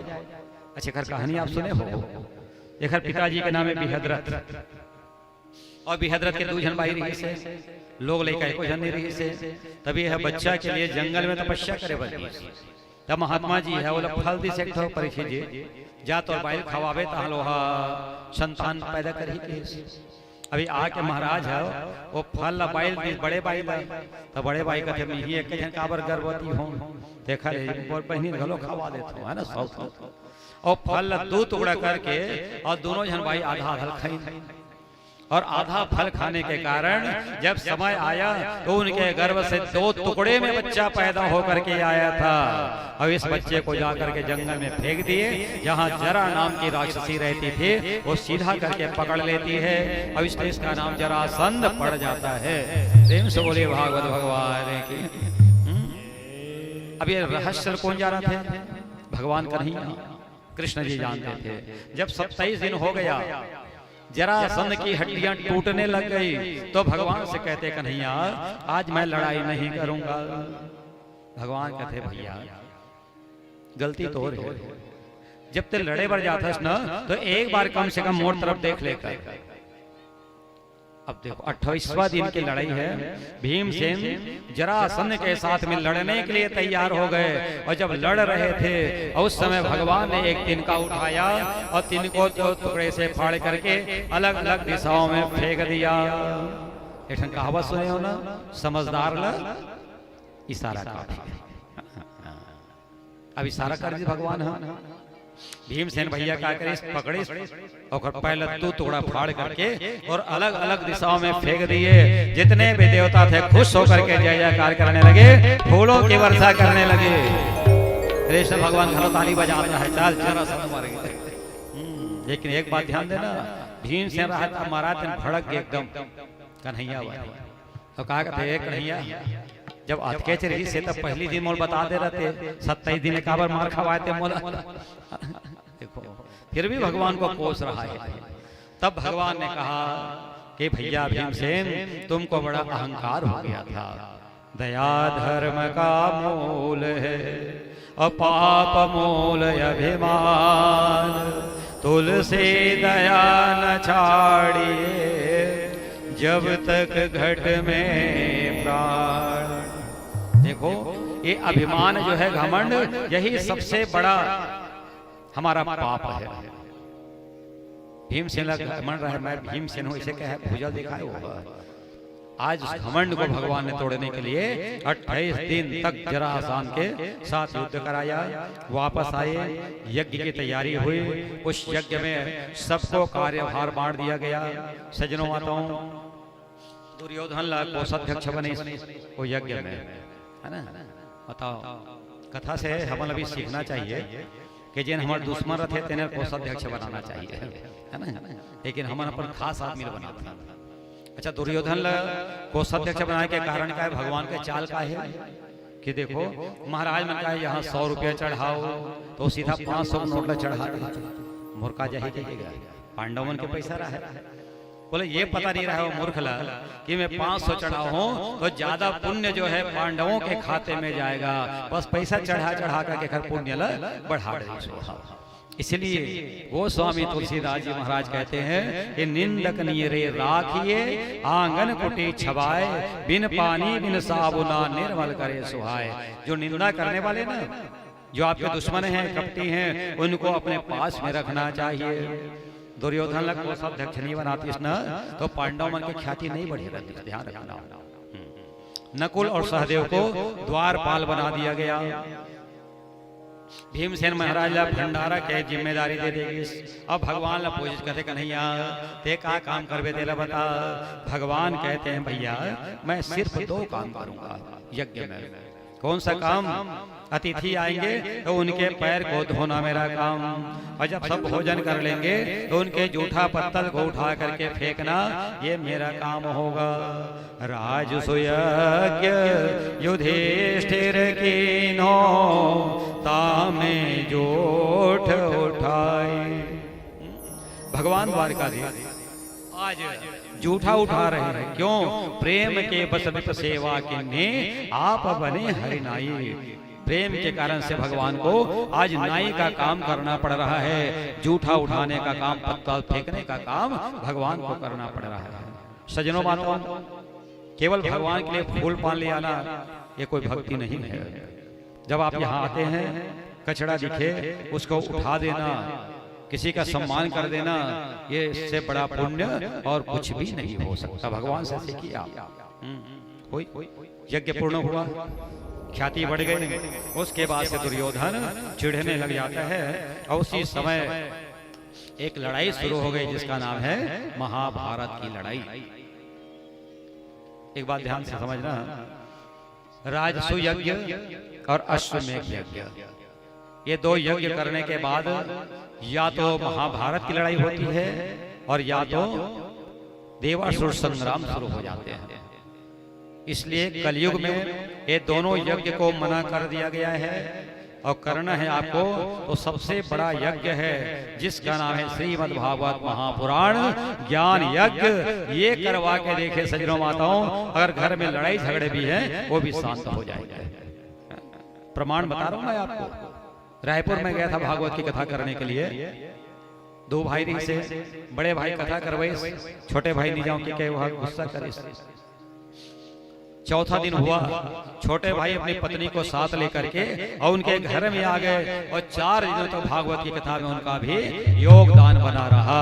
प्रेम से बोले भागवत भगवान की। तो इसलिए भागवत की कथा ये ज्ञान यज्ञ की कथा कहलाती है। जरासंध को मारा गया, वासुदेवासयो मृत्यो वासुदेव परायण सर्व पाप विशोधात्मा ख्याति ब्रह्म सनातन। तो इस प्रकार भगवान बलदेव जी महाराज ने देखा कि अब हमें भी यहाँ से निकल करके चले जाना चाहिए। लड़ाई से पहले बलदेव जी महाराज यात्रा में निकल गए। चलते चलते नैमिषारण्य में गए, देखा सूत जी महाराज ऊपर बैठे हुए थे। बलदेव जी साल भर रुके, सूत जी को मार दिए। इक्कल बक्कल नाम का दानव था, इनको भी मार करके बलदेव जी महाराज समाधिस्थ हो जाते हैं। उसके बाद पुनः एक बार आए, ऐसा वर्णन आता है। और भगवान ने भी दंतवक्त, विदुरथ आदि शाल्व जितने भी बड़े बड़े दानव थे इनको मारना शुरू कर दिया। सज्जनों माताओं, जैसे आप दिया जलाते हैं तो कीड़े आकर के मर जाते हैं ना, कीड़ा के छपा के मर जाते हैं। उसी प्रकार भगवान कृष्ण को कहीं जाना नहीं पड़ा, बल्कि लोग उनके पास आ करके और अपने प्राण पखेरु को गंवाते जा रहे हैं। क्यों? राक्षसों में भी बड़ा प्रेम होता है। अगर एक मित्र मर गया तो दूसरा मित्र उसका बदला लेने के लिए चला जाता है। जेन मित्र दुख हो ही दुखारी, तिनहि विलोकत पातक भारी। जो मित्र के दुख में दुखी नहीं होता उनको भारी से भारी पाप को भोगना पड़ता है। ऐसा विचार करते करते सज्जनों, आज सारे राक्षसों का अंत हो जाता है। अंत में राजाधिराज परीक्षित जी महाराज श्री सुखदेव जी महाराज से पूछने लगे कि हे ब्राह्मण देवता, अब एक बात हमें बताइए कि भगवान जो है बड़े बड़े लोगों का कल्याण करते हैं कि कभी गरीब आदमी का भी कल्याण उनके द्वारा किया जाता है? तो श्री सुखदेव जी महाराज कहते हैं, भैया भगवान तो दीन बंधु कहलाते हैं। और दीन कौन? जो दुखी हो, कमजोर हो, उनको दीन का दीन बंधु दीनानाथ। वो बड़े आदमी के भगवान नहीं कहलाते। एक बहुत सुंदर पावन चरित्र का वर्णन आता है इसमें। एक ब्राह्मण की कथा, नाम तो नहीं लिखा है लेकिन आप सभी लोग जानते हैं उस ब्राह्मण का नाम सुदामा है। ब्रह्मनिष्ठ ब्राह्मण थे, बड़े तपस्वी ब्राह्मण थे। लोग कहते हैं सज्जनों माताओं कि ब्राह्मण सुदामा रोज भिक्षा मांगने के लिए जाया करते थे। लेकिन सच कहूं, सुदामा जी ब्राह्मण कभी किसी के घर भिक्षा मांगने के लिए नहीं गए हैं। क्या करते थे? रोज स्नान करके मस्तक पर चंदन लगा करके घर के दरवाजे पर बैठ जाया करते थे। जिनको दया आती थी वो सुदामा ब्राह्मण की झोली में कुछ दे करके चला जाता था, मांगने नहीं जाते थे सुदामा जी महाराज। अब एक दिन ऐसे करते करते जब उनको खाने के लिए कोई दाना नहीं मिला, अपनी गति पे पछतात सदा, मन सोचत क्यों विधि ने सुख छीना। जब कुछ नहीं मिला सुदामा जी को तो मन में पछता रहे हैं कि आज विधाता ने मेरा क्यों ऐसा बिगाड़ करना प्रारंभ कर दिया है ना। सज्जनों, सुदामा जी ब्राह्मण की एक सुंदर पत्नी थी, नाम सुशीला है, चरित्रवान नारी थी। उस नारी को पता नहीं है कि मेरे पति देवता सुदामा जी महाराज भगवान द्वारकाधीश के अनन्य परम मित्र हैं। आप और हम होते ना, अगर प्रधानमंत्री से मुख्यमंत्री से हमारा कहीं जान पहचान हो जाता तो हम गांव में ढिंढोरा पीटते, दादागिरी करते, अरे हम मुख्यमंत्री के आदमी हैं, हम इसके आदमी, हम उसके आदमी हैं। लेकिन जितना बड़े द्वारिकाधीश जिनके मित्र हैं, वो सुदामा को इतना भी अहंकार नहीं आ रहा है। और बताऊं आपको, वो अपनी पत्नी सुशीला को भी नहीं बताया परीक्षित जी महाराज कि ये द्वारकाधीश जो हैं वो मेरे परम मित्र हैं, सखा हैं। और कैसे सखा आपको मालूम नहीं होगा, हम आपको निवेदन करें कि जब ये दोनों गुरुकुल आश्रम में पढ़ने के लिए गए हुए थे, सुदामा जी महाराज किसी को नहीं जानते प्रश्न को, उस प्रश्न को भगवान कन्हैया भी छोड़ देते थे, इतना प्रेम था दोनों में। अब देखिए, सब धर्मन को त्याग कर एक शरण मम होए, चिंता ते त्याग तजो मुक्त करूंगा तो ही। भगवान का एक नियम है, आप लोग भी गंभीरता से श्रवण करिएगा। सब धर्मन को त्याग कर एक शरण मम हो ही, भगवान कह रहे हैं कि तुम मेरी शरण में आ जाओ, मैं तुमको चिंता से मुक्त कर दूंगा। लेकिन धन्य है सुदामा जी महाराज, अपनी पत्नी को भी भगवान के बारे में वो नहीं बता रहे थे। तब चिंता किसको हुई? भगवान द्वारकाधीश को। अरे ये नहीं बताएंगे तो पत्नी जानेगी कैसे? और फिर सुदामा महाराज मेरे घर तो आने वाले नहीं थे, कैसे बुलाऊं मैं सुदामा जी को? तो एक दिन द्वारकाधीश भगवान एक भिक्षुक का रूप लेकर के आ जाते हैं, ब्राह्मण बन करके, और जटाजूट संशोभित, जटाजूट से संशोभित जैसे आए। सुदामा जी महाराज घर में नहीं थे ना, ध्यान रखना, और सुशीला जी घर में थे। आज ब्राह्मण दुर्जय को देखा, ब्राह्मण ने कहा, देवी मैं भूखा हूँ, कुछ भोजन करने को मिलेगा क्या?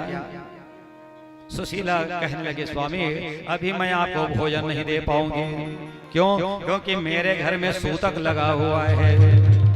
बताओ, सूतक कब लगता है? जब घर में किसी की मृत्यु होती है, जब घर में किसी का जन्म होता है, तब सूतक लगते हैं। भगवान तो समझ गए कुछ तो हुआ है, ना कोई मरा है ना कोई जन्म लिया है। कहते भाई तो किस बात का सूतक लगा? जातक हुआ है क्या? पुत्र हुआ है क्या? कहते नहीं महाराज, हमारे घर में अलक्ष्मी आई है, और इस अलक्ष्मी के कारण से हमारे घर में कुछ नहीं है, इसलिए हम आपको कुछ दे नहीं सकते। बस इतना कहना था। भगवान रूपी ब्राह्मण कहने लगे, हे देवी सुशीला, तुम्हारे पति ने नहीं बताया क्या? क्या? अरे जो द्वारकाधीश है ना कृष्ण, वही तुम्हारे उनके बचपन के मित्र हैं। एक आध बार भेज देना द्वारकापुरी, वो उनके दरिद्रता को दूर करके आ जाएंगे। भगवान तो चले गए। जैसे सुदामा जी महाराज आते हैं, सुशीला खड़े हो गई और तुरंत कहते, स्वामी स्वामी, अरे द्वारकाधीश आपके मित्र हैं क्या? जैसे द्वारकाधीश का नाम सुना, सुदामा की आंखों में आंसू भर आए। हाँ भाई, लेकिन तुमको किसने बताया? वो तो मेरे परम मित्र है, परम सखा है। महाराज एक काम करिए ना, आप उस कन्हैया के पास जाना और एक बार के मिल करके आ जाना। सुदामा जी ब्राह्मण कहने लगे, भाई कैसे जाऊं? मन तो कर रहा था जाऊं, लेकिन जब राजमहल में हम जाएं तो कुछ भेंट लेकर के जाना पड़ता है। कहाँ जाएं? सुशीला जी आज बड़े बड़े घरों में भीख मांगने के लिए जा रही है, लेकिन किसी ने उनको एक दाना चावल दान नहीं किया। तब अपने समान जो गरीब माताएं थी, महिलाएं थी, ब्राह्मणी थे, उनके घर में गए और चत्वारी मुष्टिक, 4 मुट्ठी चावल मांग करके वो चल करके आ जाते हैं। कहते हैं महाराज सुभस्य शीघ्रम, आज ही निकल जाइए आप द्वारकापुरी के लिए। इतने गरीब थे, इतने गरीब थे वो कि घर में झोला भी नहीं था, थैला नहीं था। बहुत पुरानी धोती किनारे में पड़ी हुई थी। आज उसको परत के दर परत मोड़ करके 6 परत से मोड़ करके सजनों उनमें 3 मुट्ठी चावल को भर देती है और पति सुदामा जी महाराज के हाथों में दे दिए। कहते स्वामी जाओ और जा करके मेरे द्वारकाधीश को भेंट करके आ जाना।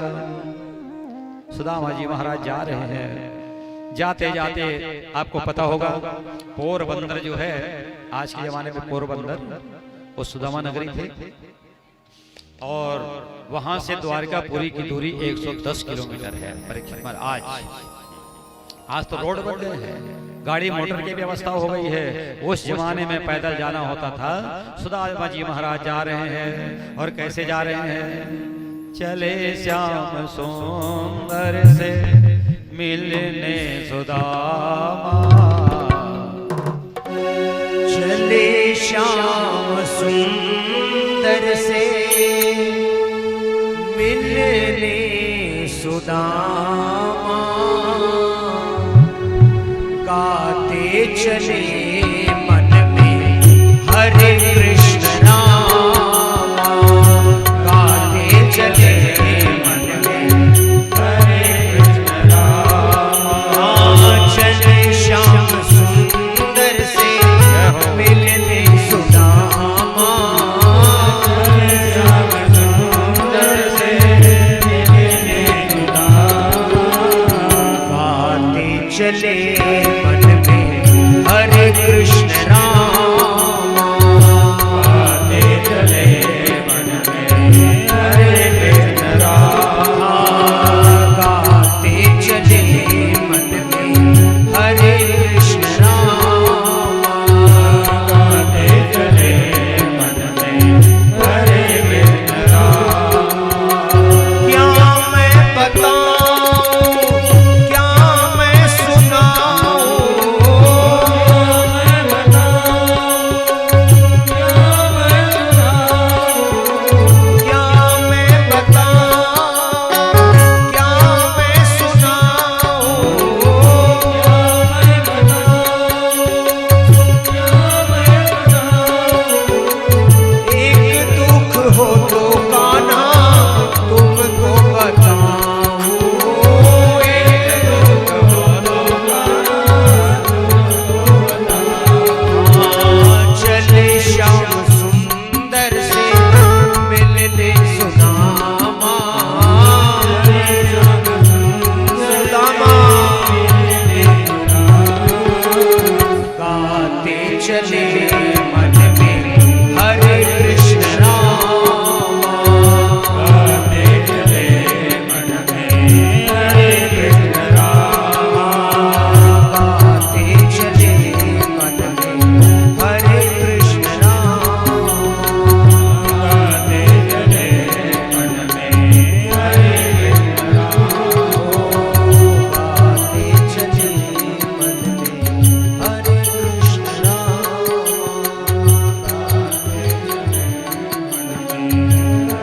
कृष्ण सज्जनों आज बहुत सुंदर भाव से सुदामा जी महाराज निकल पड़े। गाते चले मन में हरे कृष्ण रामा और ऐसे धुन में मतवाले हो गए।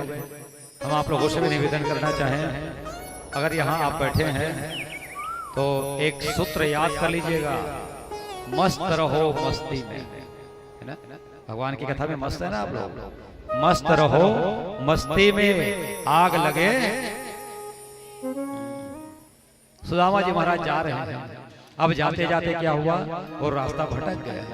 दूसरे रास्ता में निकल जाते हैं। 60 किलोमीटर और रास्ता भटक गया, शरीर थक गया।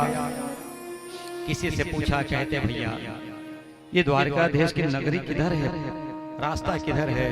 कहते महाराज आप तो 60 किलोमीटर आगे आ गए हैं, आपको पीछे से और उधर जाना पड़ेगा। सुदामा जी ब्राह्मण आज उसी जगह बैठ गए और बैठ करके आंख बंद कर लिए और कहने लगे, भगवान मैं थक गया हूँ। भगवान ने कहा, अनन्यास चिंतन्तो माये जना पर्युपासते तेषां नित्याभियुक्तानां योगक्षेमं वहाम्यहम्। थके हारे थे ब्राह्मण, आज उनको नींद आ जाती है। भगवान आए और जा करके उठा करके उनको द्वारिकापुरी में पहुंचा दिया। सवेरे जब उनकी आंखें खुलती है, देखा पूरा नगर जगमग जगमग चमक रहे थे। किसी एक से पूछा, कहते भैया सुनो सुनो, ये द्वारिकापुरी नगरी कहाँ पर है, कितनी दूर है? वो आदमी हंसने लग गया, कहते महाराज अरे तुम क्या पूछते हो, यही तो द्वारिकापुरी है। जितने ये महल दिख रहे हैं, राजमहल दिख रहे हैं, ये हमारे द्वारिकाधीश की नगरी है। तुम कौन हो महाराज? कहते मैं ये जो कृष्ण है ना, कन्हैया, उसका बचपन का मित्र हूं। वो आदमी ने कहा, ए ब्राह्मण देवता, कैसे बातें करते हो तुम? ये कृष्ण नहीं है, ये कन्हैया नहीं है। जो बड़े लोग होते हैं उनके सामने कुछ अलंकार लगाना पड़ता है। जैसे कोई नेता आते हैं ना, तो माननीय कहते हैं, आदरणीय कहते हैं, कहते कि नहीं कहते हैं कि डायरेक्ट तो नाम ले लेते हो, अनुसर भाई नहीं लो, माननीय बोलना पड़ता है, अलंकार देना पड़ता है। वो इसी प्रकार से सजनों माताओं वो ब्राह्मण को सिखा रहे हैं। कहते देखो, अगर कृष्ण का नाम लेना है तो अनंत मूर्ति श्री श्री श्री 1008 श्री धर्म मूर्ति गोपालक प्रतिपालक धर्मनिष्ठ द्वारिकाधीश महाराज, ऐसे आपको कहना पड़ेगा। सुदामा जी ब्राह्मण कहते भैया जब हम बच्चे थे ना, तो उनको कड़वा कड़वा कहते थे, है ना? और यहाँ से इतने लंबा चौड़ा नाम लेकर के आ गए हैं, पता नहीं अभी हमें पहचानेंगे कि नहीं पहचानेंगे। सुदामा जी महाराज और जैसे दरवाजे पर जाकर के खड़े हो जाते हैं, दरवाजे पर दूत खड़े थे। सुदामा जी ब्राह्मण ने कहा, महाराज भैया जाओ और जा करके मेरे कान्हा से कह देना, उनका बचपन का यार उनसे मिलने के लिए आ गया है। सुदामा की नगरी में, द्वारिकाधीश की नगरी में ब्राह्मणों का बड़ा सम्मान होता था। तुरंत सिपाही गया और जा करके कहते, महाराज हमें कहने में शर्म आ रही है, आपके नगर में तो बड़े बड़े राजा लोग मिलने आते हैं, लेकिन आज एक अचंभा हमने देखा है। क्या अचंभा?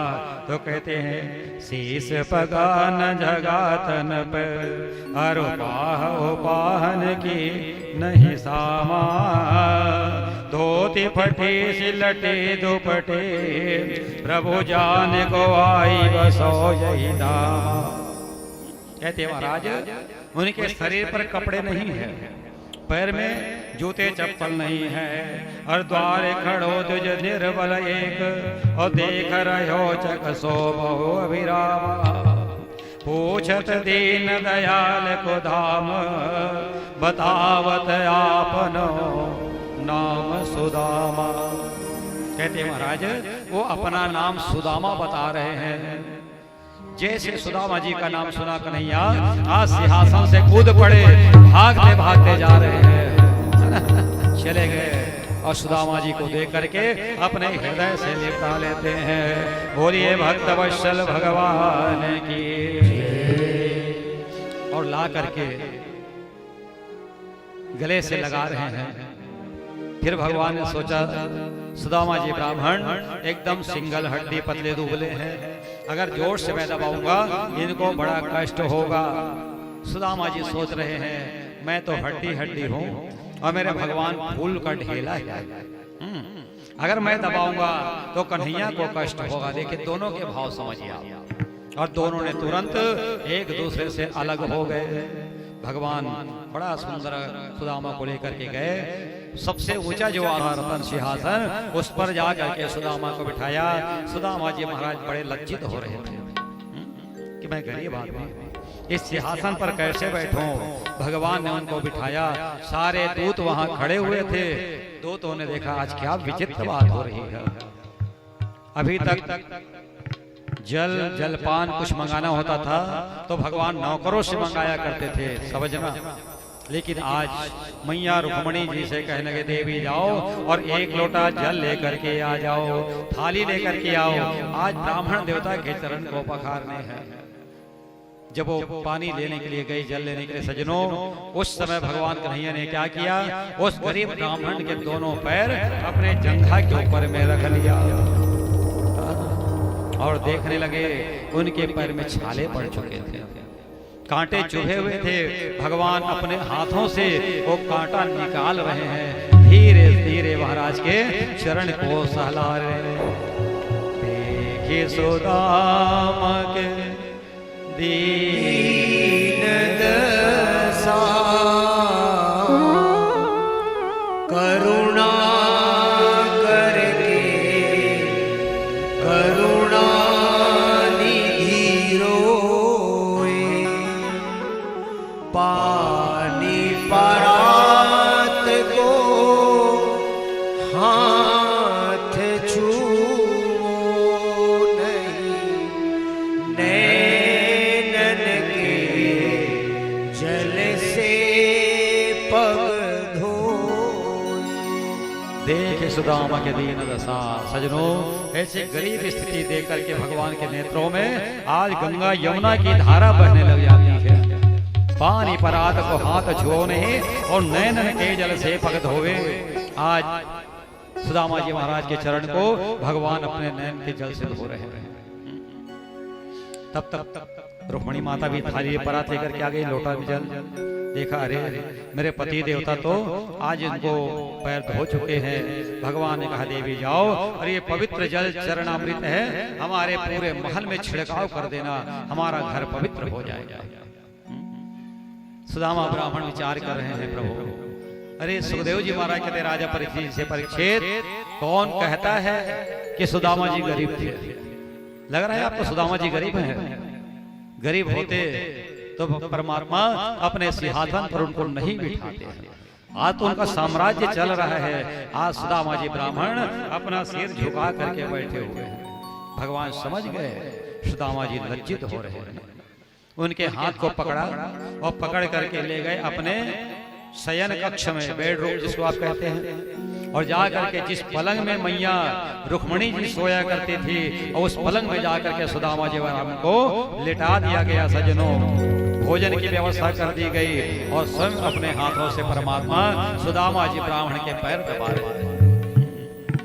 रुक्मणी मैया सोच रही है, मेरे पति सेवा कर रहे हैं तो मेरा भी तो धर्म है ना कि मैं भी सेवा करूं। ये कोई छोटा मोटा ब्राह्मण नहीं है, तभी तो मेरे स्वामी ये सेवा कर रहे हैं। तुरंत वो चवर लेकर के गए और जा करके सुदामा ब्राह्मण को वो पंखा झेल रही है, भगवान उनके चरणों की सेवा कर रहे हैं। भगवत कथा प्रेमी सज्जनों, उसके बाद भगवान ने देखा कि सुदामा जी का संकोच दूर नहीं हो रहा है। धीरे से पूछा, कहते, मित्र आपकी शादी हुई कि नहीं हुई? तब सुदामा तो किन हाय लागी, बार भी हाल पूछी, हंसे लगे, कहते हाँ महाराज हो गए। तो कौन है? कहते सुशीला मोरबाई के नाम है, बहुत सुंदर है महाराज। रंग रूप से सुंदर मत होना, लेकिन चरित्र से सुंदर जरूर होना। भगवत भक्ति में लीन हो जाना, यही हमारे शरीर की सुंदरता है। नरस्याभरणम रूपम रूपस्याभरणम ज्ञानम ज्ञानस्याभरणम क्षमा क्षम्यताम परमेश्वर। रूप का आभूषण ज्ञान है और ज्ञान का आभूषण क्षमा है। तो सज्जनों, रूप को मत सजाना। हम आप लोगों से निवेदन करते हैं, आप लोग रोज पैर रगड़ रगड़ करके नहाते हैं ना, अपन एड़ी रगड़ते हो ना, तब वो जाड़ के दिन में तो एड़ी फटे फटे है ना। तो एड़ी फटे तो फटे, लेकिन चेहरे की सुंदरता मत घटे, इस बात का जरूर ध्यान रखना। इसलिए फेयर एंड लवली जरूर लगाते रहिए, है ना। चेहरा सुंदर होना चाहिए, आपका भाव जो है पवित्र होना चाहिए। आज सुदामा जी महाराज हंस रहे, अभी तक नहीं हंस रहे ना, अब मुस्कुरा रहे हैं। तो भगवान कहते, जब ते शादी करे सुदामा तब मोल न्योता का वर्णी दे। सुदामा जी कहते, कहा करबे महाराज, एक तो नगरी दुरिया तो पता घलो नहीं जाना था काबर कि आप ब्रज में रह रहे थे, द्वारिकापुरी के राजा बन गए, मुझे पता नहीं था, मुझे तो आज पता चला है ना। अब ते बता तोर भी हाँ हो कि नहीं हो? कन्हैया कहते मोरो हो गई जी, के जन तोर बाई है? कहते चला इंट्रोडक्शन करवा देते, परिचय। अब सब जन भाई मैंने बोले, साओ रुक्मणी जावंती आओ, और ये सुदामा महाराज के पांव पर वो सब हो जाए। रुक्मणी जी प्रणाम करती है, मेरा नाम रुक्मणी, महाराज मैं आपको प्रणाम करती हो। सुदामा महाराज कहते, सौभाग्यवती भव। लक्ष्मणा आ गई, प्रणाम करती हो, पुत्रवती भव। अब इसने कर इस पूरा आंगना में भीड़ लगेगा, 16,000 रानी बन। सुदामा जी महाराज धीरे से कन्हैया कान में पूछे लगे, कन्हैया ये जग का भीड़ दिखा सब कोने जी? भगवान कहते सब वो मोर बाई चीक सब मेरी पत्नियां हैं। कहते केज है तेरा बता? कहते ज्यादा जन नहीं है महाराज, 16,108 जन है। अब तो सुदामा महाराज की बोलती बंद हो गई। कहते इतने लोग प्रणाम करेंगे तो आशीर्वाद देते तुम ही सिर आज हो। देखा ले एक ठन आशीर्वाद देश, सर्वे भवन्तो सुखिनः सर्वे सन्तु निरामया सर्वे भद्राणि पश्यन्तो मा कश्चित् दुर्भाग् भवेत्। सबको एक मंत्र भी आशीर्वाद प्रदान कर दिए गए। अब उसके बाद भगवान पूछ रहे हैं, कहते मित्र सुदामा आपको बचपन की बात याद है ना? क्योंकि बूढ़े लोग भी ना जब आपस में मिल जाते बहुत दिन बाद तो बचपन की बहुत याद करते हैं, जवानी की बात याद करते हैं। कहते बचपन के बाद गुरुकुल की बात याद है ना? सुदामा जी महाराज कहते कन्हैया छोड़ो ना उस बात को, छोड़िए उस बात को। अच्छा रुक्मणी वहां खड़ी थी, कहते कहा बात हो गई कन्हैया? जामुनते कहते कहा बात हो गई थी? अब सब के सब जब पूछने लगे क्या बात हो गई थी, सुदामा महाराज कहते अब तो मोर बेइज्जती होना है और कुछ नहीं होना है। भगवान इशारा करता है मत बोल बे कन्हैया, कुछ मत बोलना। लेकिन भगवान आज इशारा बता रहे हैं। अच्छा सज्जनों माताओं, यही कथा है आज के समाप्ति की कथा, विराम की कथा। इसके बाद हम आरती करेंगे और आरती के बाद सब अपने अपने घर की ओर प्रस्थान करेंगे। प्रसाद लेकर के जाएंगे आप सब लोग। तो आप सब लोगों को कोई हड़बड़ी तो नहीं है ना? नहीं होगी तो आगे कथा सुनाऊं मैं। जेला रुक्मणी माता जावंती से सत्यभामा भगवान ने पूछा थे सुना? अगर तब मैं कहूँ महाराज सुना तब सुना हो, बोलो सुनाओ। मैंने कहा था वैसे इच्छा मोरो ही सुनाए के फिर तो हम के मन देखा तो सुने के मन ही धन नहीं है ना? अच्छा अब बात हो रही है बचपन की। ये कथा थोड़ा सा साइड में रखना। बचपन में सुदामा जी महाराज के माता पिता की मृत्यु हो गई है ना? ध्यान से समझना। इनकी माता पिता की मृत्यु हो गई। ये बच्चा छोटा सा था। कुछ दिनों के बाद, महीना के बाद भगवान कृष्ण जी उस आश्रम में पढ़ने के लिए आते हैं। मैंने सुदामा महाराज बड़े ध्यान रखना। और जब दोनों की शिक्षा पूरी हो गई, एक तो सुंदर प्रसंग आते हैं कि गुरु पत्नी जो है गुरु माता आज दोनों बच्चों से कहने लगी बेटा जंगल जाओ और जा करके लकड़ी बीन करके ले आना। जाते जाते कुछ चने थे, आज वो चना सुदामा जी महाराज को दे दिया गया। कहते बेटा जब भूख लगे तो दोनों भाई जाकर के इसको आपस में बांट के खा लेना, है ना परीक्षित जी महाराज। और जब दोनों जन चले पर लग गए तो सुदामा जी ब्राह्मण मन में सोचने लगे चाहे जो भी हो जाए लेकिन ये चना मैं कृष्ण को नहीं खिलाऊंगा। इसका रहस्य सुदामा जी जानते थे, शायद आप लोग भी जानते होंगे, और नहीं जानते तो मैं बता देता हूँ। कृष्ण और सुदामा गुरु जी के आश्रम में थे। तो एक दिन उसी उज्जैन नगरी में जहाँ महाकालेश्वर का मंदिर है ना उज्जैन, एक भिखारिन थी महिला, वो बाहर पड़ी हुई थी, सोई हुई थी, और किसी ने उनको प्रेम के वश चना का दान कर दिया था। तो भिखारिन सोचती है आज तो मेरा काम चल गया है, सो जाती हूँ और कल उठ करके नहा धो करके चना खा लूंगी। चना की पोटली अपना तकिया में दबा करके बेचारी सो गई। रात में दो चोर लोग आए और जा करके उसकी पोटली चोरी करके ले गए। खोल करके देखा कुछ पैसे नहीं थे, केवल चने थे। तो उस चने को संदीपनी के आश्रम में जाकर के फेंक दिया, है ना। प्रातः काल होने के बाद जब वो भिखारन उठती है, चना को खोजने लग गई, चना नहीं मिला, तब वो श्राप दे देती है कि जिसने भी मेरे चना को चोरी किया और जो इस चना को खाएगा वो दरिद्र हो जाएगा, गरीब हो जाएगा। प्रेम से वृंदावन बिहारी लाल के ये उस भिखारन का श्राप लगा हुआ था। अब इस बात की पता नहीं माता जी को थी कि नहीं थी। आज वो चना सुदामा ब्राह्मण को दे देते हैं। सुदामा जी कहते मैं भले गरीब हो जाऊं, मैं भिक्षा मांग लूंगा, लेकिन मेरे कन्हैया को मैं गरीब नहीं होने दूंगा। जंगल में गए। अच्छा ये जो मैं कथा सुना रहा हूँ ना, ये कृष्ण भगवान सुना रहे हैं अपने मुखारबिंद से कि इनको अपनी पत्नियों को जब हम जाते हैं ना भाई लकड़ी भी ने बार, ये बड़ा चालू से महाराज है कि कैसे चालू मोला चढ़ा दी इस पेड़ में टंगिया धरा के। अब जब मैं डारा काट काट के गिरा सूखा सूखा लकड़ी ला, अरे बोले सुदामा ते लकड़ी बीन, तो सुदामा क्या करे, नहीं महाराज नो जाड़ जाड़ कस लागा थे नहीं बीनो, तबियत ठीक नहीं है। अब नखरा मारना शुरू कर दी, मैं नीचे उतरे हूँ कन्हैया बताते, और दोनों भाई लकड़ी का इकट्ठा किए। उसी समय जोर से बारिश हुई, और इतनी बारिश हुई कि हम घर का रास्ता भूल गए, दोनों वहीं सो गए, है ना। और सोए कैसे, सुदामा जी महाराज कांपने लगे, और कांपी कृष्ण भगवान है अपन पीताम्बरी ला वो समय ओढ़ारी से सुदामा महाराज, सुदामा जी महाराज उठ करके और धीरे से एक चना निकाल करके मुंह में डाल देते हैं। चना बात से जैसे आवाज है तब कन्हैया उठ के बैठ गए, कहते सुदामा का हाल चाल है, कहते कुछ नहीं महाराज जाड़ के हमारे दांत बाजा थे, कत चालू रही सोच रहा कितने ज्ञानी ठंडी में दांत कटकटा रहे हैं, इस कोई बात नहीं सो जाओ। फिर सोने की कोशिश किए, भगवान कन्हैया अपने नाक बजाने लगे, सो गए।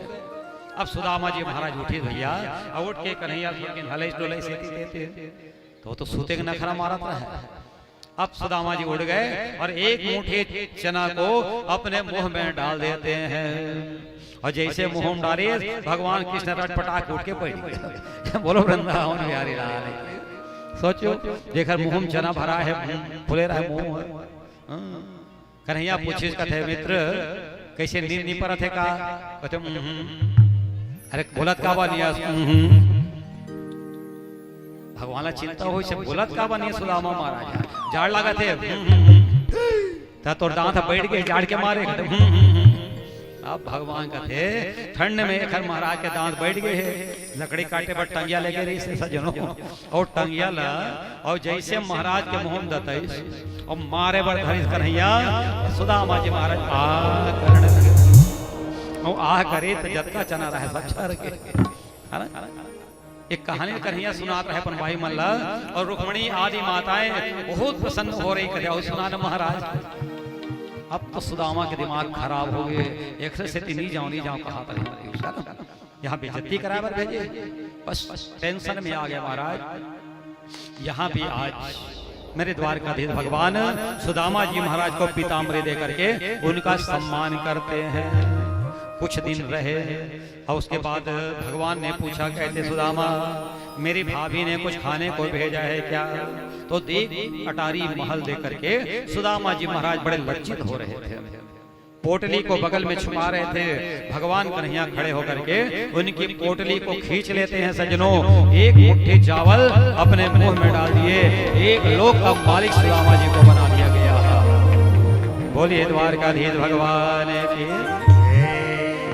एक मुट्ठी चावल फिर खाए भगवान, दो लोक का मालिक बना दिए, और तीसरी मुट्ठी जब खाने वाले थे तो मैया रुक्मणी जी खड़े होकर के और भगवान के हाथ को पकड़ लेते हैं, कहते कन्हैया सुदामा के लिए है प्रसाद, यदि अकेले आप खा जाएंगे तो बाकी रानियों को क्या मिलेगा। तो माता रुक्मणी जी एक मुट्ठी चावल, जितने भी लोग वहां बैठे रानियां बैठे थे सबके ऊपर एक एक दाना चावल छिड़क देते हैं। जिनकी गोदी में आंचल में एक दाना भी चावल मिला उनके घर जो है धन धान्य से परिपूर्ण हो गया। इस प्रकार सुदामा जी ब्राह्मण के ऊपर भगवान का कल्याण हुआ, गरीब ब्राह्मण के ऊपर।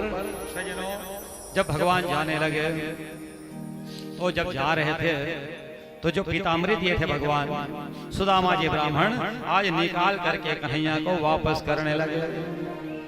तब कन्हैया ने कहा महाराज ये कपड़े आप ले जाइए।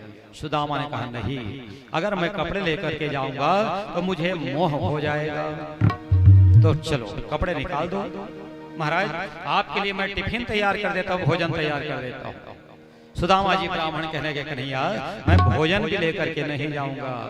भगवान कहा मित्र रास्ते में भूख लगेगी तब तुम क्या करोगे। सुदामा जी कहते महाराज मैं तो ब्राह्मण हूँ और जा करके कहीं भिक्षा मांगते मांगते और वापस अपने द्वारकापुरी चला जाऊंगा। सज्जनों सुदामा जी ब्राह्मण बड़े निष्किंच जना प्रिय निष्किंचन थे। मन उनको भगवान से कोई चीज पाने की कामना नहीं थी। अब इसलिए भगवान ने उनको कुछ दिया भी नहीं, ध्यान रखना। लेकिन उनकी जो पत्नी थी ना सुशीला जी, उनके घर को कंचन महल की हो, आज बड़ा सुंदर कंचन का महल तैयार कर दिया गया। सुदामा जी ब्राह्मण घर में आए, पत्नी सुशीला सोने की थाली लेकर के आज पति देवता की आरती उतार रही है। सुदामा ब्राह्मण ने कहा, सुशीला जब मैं घर छोड़ करके गया तो यहाँ कुछ भी नहीं था, एक झोपड़ी थी, अरे महल कहाँ से आ गया? सुशीला कहती है, महाराज ये मेरे कन्हैया ने दिया है, कृष्ण की कृपा है। सुदामा ब्राह्मण ने कहा, भाई तुमको महल से सुख है ना, महल में प्यार है, और मुझे कृष्ण से प्यार है। तुम इस महल में रहो और मैं जंगल में जाकर के भगवान कृष्ण की भक्ति करते करते भक्ति में लीन हो जाऊंगा। जब छोड़ करके सुशीला को जाने लगे, सुशीला जी रो रही है, कहते स्वामी इसलिए मैंने आपको द्वारकापुरी नहीं भेजा था कि आप हमें छोड़ करके जाए। प्रभु आइए, ये आपका ही महल है, मेरे परमात्मा की कृपा है। सुदामा जी जब जाने लगे तो उनके आंगन में भगवान कन्हैया कुर्सी लगा करके बैठे हुए थे। चिल्लाने लगे, सुदामा हे मित्र आओ, ये ऐश्वर्य मैंने तुम्हें दिया है, और जब तक तुम जीते रहोगे तो संसार का सुख भोगते रहोगे, और अंत में मेरा परम लोक जय तुम्हें प्राप्त हो जाएगा। यह लोके सुखम भुक्त्वा चान्ते सत्यपुरम व्रजेत। इस प्रकार भगवान कन्हैया जो है आज सुदामा गरीब ब्राह्मण के ऊपर में अपार कृपा बरसाते हैं। सज्जनों, ऐसे ही आप लोग भी धन कितने भी हों, लेकिन एक बात जरूर ध्यान रखना, भगवान के सामने कभी लक्ष्मीपति बनकर के मत जाना, करोड़पति बनकर के मत जाना, पैसे का भाव लेकर के मत जाना भगवान को खुश करने के लिए। गोधन गज धन वाजी धन और रत्न धन खान, जब आवे संतोष धन सब धन दो समान। गोधन कोठा कोठा गाय भरे हैं, गज माने हाथी, हाथी भी यदि आपके पास में है। अच्छा, अब हाथी तो खरीद नहीं सका, तो छोटा हाथी तो एक घर में है ना, गाड़ी मोटर है, ये सब कुछ है। इसके बाद भी अगर आपको संतुष्टि नहीं है, ये सब धन व्यर्थ है। जब आवे संतोष धन, है ना, तो संतोष रूपी धन हमारे पास होना चाहिए। मैंने कल आप लोगों से निवेदन किया था कि कन्हैया सुदामा जी को तांदूल की पोटली भेंट करना, जो द्वारकापुरी जाने वाले हैं। कौन कौन पोटली लेकर के आए हो, एक बार बता देना, कितने लोग पोटली लेकर के आए हैं? बढ़िया, बहुत सुंदर। अभी सुदामा जी महाराज आ रहे हैं, आप हाँ उनको पोटली दीजिए। एक झांकी आपके सामने हम प्रस्तुत कर रहे हैं, उसके बाद इस आनंद के साथ आज के आनंदमय आरती जो है प्रारंभ हो जाएगी। सुदामा जी ब्राह्मण अति शीघ्र आ जाए। कोई घन श्याम से कह दो तुम्हारा यार आया है, सुदामा यार आया है।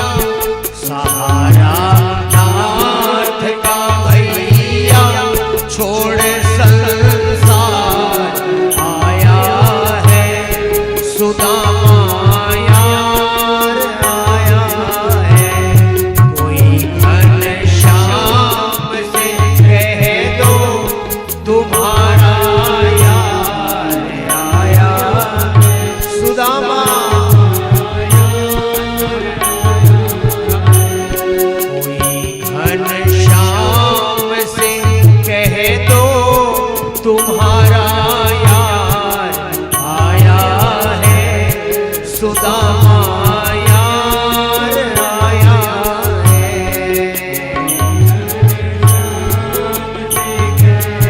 हे प्रभु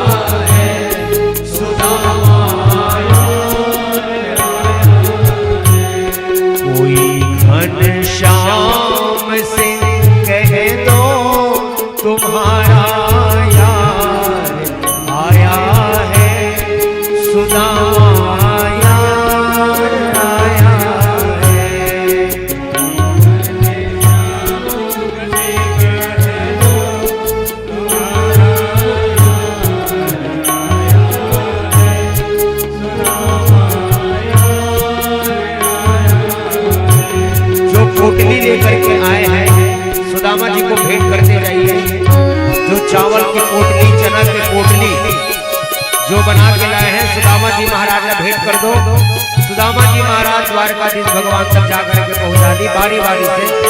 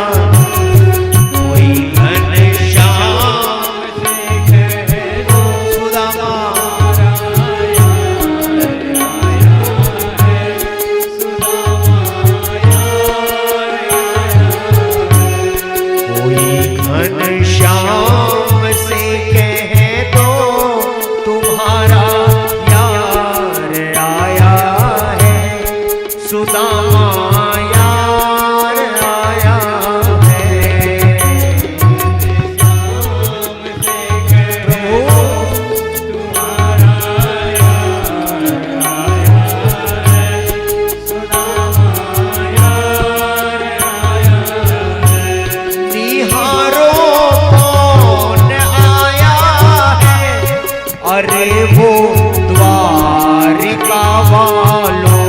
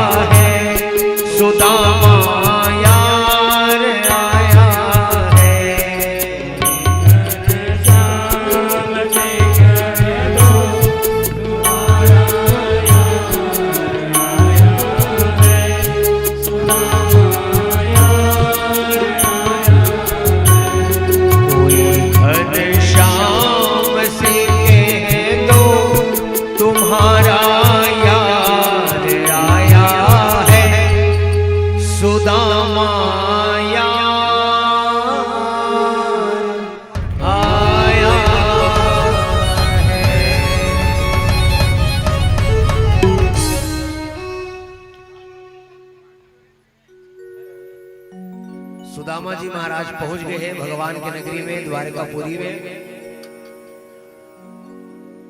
जिधर सुदामा जी महाराज की नजर बढ़त है, चारों तरफ केवल महल ही महल दिखाई देते थे। रास्ता चलते हुए एक आदमी ने पूछे सुदामा जी महाराज कि भैया भगवान द्वारकाधीश जी का महल कहाँ पर है, कहाँ रहते हैं मेरे प्रभु? तो रास्ते पे चलने वाले उस व्यक्ति ने कहा कि भैया महाराज जहां जहां आपको महल दिखाई दे रही है, जितने दरवाजे आपको दिखाई दे रहे हैं, ये सब भगवान की नगरी को ही, भगवान के घर को ही प्रवेश करती है। तो सुदामा जी महाराज चलते चलते आगे बढ़ गए और दरवाजे पर जाकर खड़े हो गए, जहां एक द्वारपाल खड़े हुए थे, जिसको देख करके सुदामा जी महाराज द्वारपाल के नजदीक पर गए और जाकर के हाथ जोड़ करके निवेदन कर रहे हैं, अरे द्वारपालो कन्हैया से कह दो, अरे द्वारपालो कन्हैया से कह दो कि दर पे सुदामा गरीब आ गया है, कि दर पे सुदामा गरीब आ गया है, कि दर पे सुदामा गरीब आ गया है, गरीब आ गया। अरे द्वारपालो कन्हैया से कह दो, अरे द्वारपालो कन्हैया से कह दो, इधर पे सुदामा गरीब आ गया है, इधर पे सुदामा गरीब आ गया, इधर पे सुदामा गरीब आ गया है, गरीब आ गया। भटकते भटकते न जाने कहां से, भटकते भटकते न जाने तुम्हारे महल के करीब आ गया है, तुम्हारे महल के करीब आ गया। सुदामा जी महाराज द्वारपाल को कहने लगे कि भैया जाओ उस भगवान द्वारकाधीश से कहना कि मेरा नाम सुदामा है। भगवान पहचान लेंगे तो ठीक, नहीं तो मैं यहीं से लौट जाऊंगा। एक जन द्वारपाल आगे भगवान के तीर में, एक द्वारपाल भगवान के तीर में आ गए और भगवान के कान में बताया बर लग गए, प्रभु एक गरीब ब्राह्मण आया हुआ है और अपना नाम सुदामा कह रहा है। नाम न सुनते ही भगवान खड़े हो गए, खड़े हो गए भगवान, दौड़ करके सुदामा जी को गले लगा लेते हैं भगवान। बोलिए भक्त वत्सल भगवान की, सुनते ही दौड़े चले आए मोहन, सुनते ही दौड़े चले आए मोहन, और लगाया गले से सुदामा को मोहन, लगाया गले से सुदामा को मोहन, लगाया गले से सुदामा को मोहन, लगाया गले से सुदामा को मोहन। सुदामा जी महाराज ने लेके भगवान आ गए अपन घर में।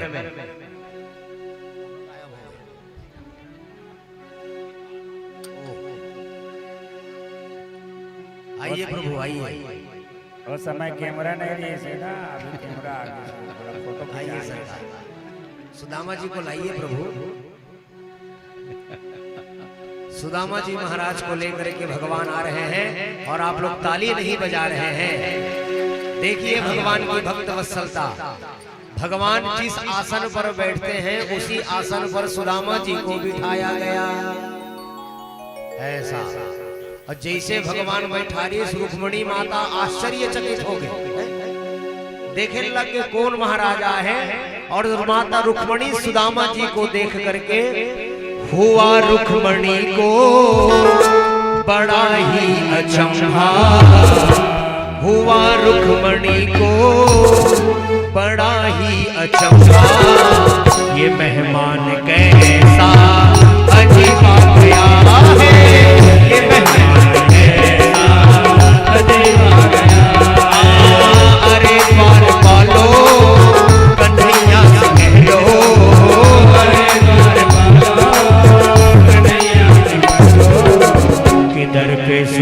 सुदामा गरीब आ गया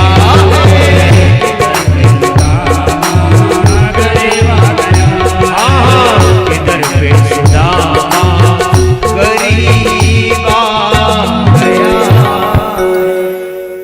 सुदामा जी महाराज को आसन पर बिठाने के बाद भगवान ने कहा कि देवी रुक्मणी जाओ पानी और पारात लेकर के आओ, ये ब्राह्मण देव हैं और इनके चरण को हम पखारेंगे। रुक्मणी मैया जाती है, ऐसा भगवान के साथ मिलकर के, अकेला नहीं वो भगवान को भी बिठाइए।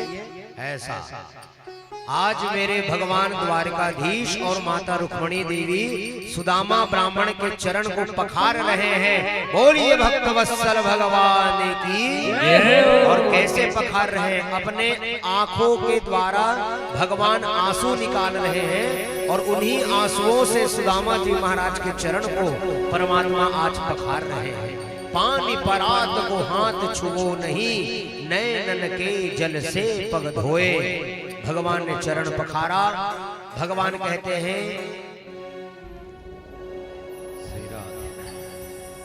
जय हो।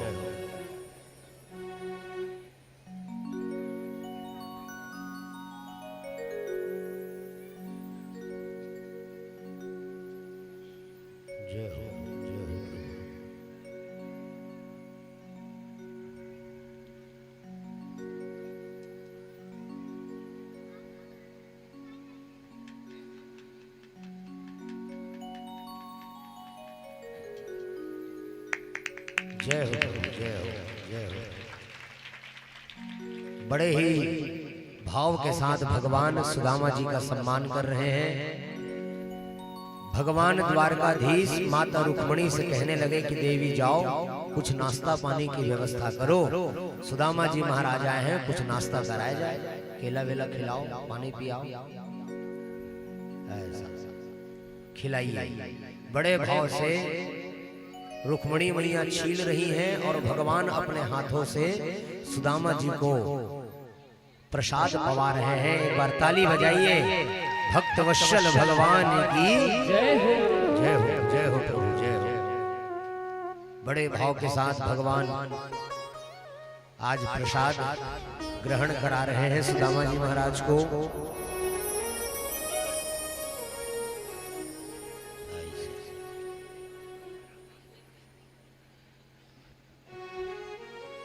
खवाक पानी मत पिया, वो बाबा काली उठे नहीं सकते।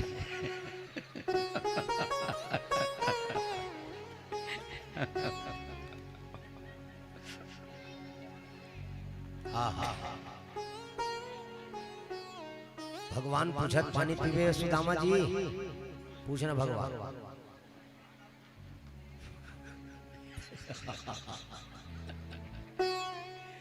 एक लाइन में मना कर देते हैं सुदामा जी महाराज। उसके बाद भगवान बैठे, बस रख दीजिए प्रसाद नीचे रख दीजिए।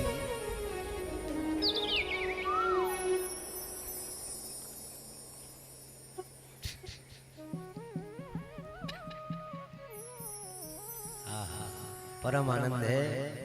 भगवान बैठते हैं अपने आसन पर, रुक्मणी मैया भी विराजमान होती हैं, द्वारपाल भी नीचे बैठ जाते हैं। बैठ जाइए द्वारपाल भैया नीचे में।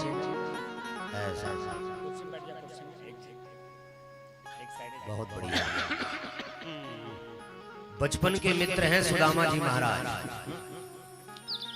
जब भगवान और सुदामा जी दोनों के दोनों जब मिले तो सबसे पहली भगवान द्वारकाधीश सुदामा जी महाराज ने पूछिस कि भैया सुदामा जी आओ घर में सब हाल चाल बढ़िया।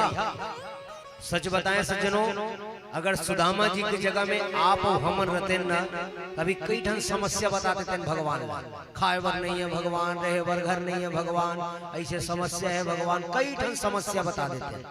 लेकिन सुदामा जी महाराज की दशा आप लोग जान रहे हैं। खाने को एक दाना भी नहीं है सुदामा जी के घर में। फिर भी जब भगवान पूछा थे कि सुदामा जी औ का हालचाल, तो सुदामा जी महाराज भगवान से कहते हैं कि प्रभु एक मास दोई पाख में दो एकादशी होए, मेरे घर गोपाल जी नित्य एकादशी होए। सुदामा जी कहने लगे कि प्रभु, एक महीना के 2 पाक, अंधियारी पाक और अंजोरी पाक, ये दोनों पाक में एक ठन एकादशी होते भगवान, तेरा सबो जन जाना था। लेकिन मोर घर प्रभु तोर मूर्ति बैठे है, हमार घर रोज एकादशी होते। सुदामा जी ने ये नहीं कहा कि हमारे घर में खाने को नहीं है, हम भूखा रथन, ऐसे नहीं कही, हम रोज एकादशी रथन भगवान कही। भगवान सुदामा जी के बात को सुन करके आंख से आंसू बहने लग गए मेरे द्वारकाधीश के। भगवान उसी समय तिलक पकड़ते हैं और सुदामा जी के मस्तक पर तिलक लगाते हुए कहते हैं कि सुदामा, 1 मास 2 पाक में 2 एकादशी होए, तेरे घर गोपाल जी रोज द्वादशी होए, रोज तुम्हारे घर में द्वादशी होगा। अब तुमको कभी भी खाने के लिए, दाने के लिए तरसना नहीं पड़ेगा। ऐसा वरदान और कल्याण मेरे परमात्मा करते हैं। धीरे से भगवान पूछे, मित्र सुदामा, मोर भाभी मोर बर कुछ भेजे कि नहीं भेजे है, तेरा बता खाए बा। सुदामा जी जब महल को देखे भगवान का, तो जो पोटली लेकर के आए थे, चावल की पोटली, बगल में दबाने लग गए और कहते कुछ नहीं लाने हो भगवान। भाई भगवान तो अंतर्यामी है, सबके मन के बात को जानने वाले मेरे कन्हैया खड़े हो गए भगवान। और जिस पोटली को सुदामा जी छिपा रहे हैं, उसको भगवान छीनने लग जाते हैं। बोलिए भक्त वत्सल भगवान की। आहा, बहुत सुंदर। छीन लिए भगवान, और छीनने के बाद आज उस पोटली को भगवान निकाल रहे हैं, अपने हाथों से खोल रहे हैं भगवान।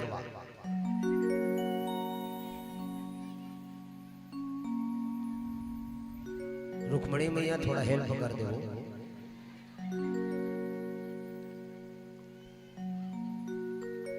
चनक में खोल लेना। बड़े भाव से भगवान सुदामा जी महाराज के द्वारा लाए हुई पोटली को खोल रहे हैं भगवान।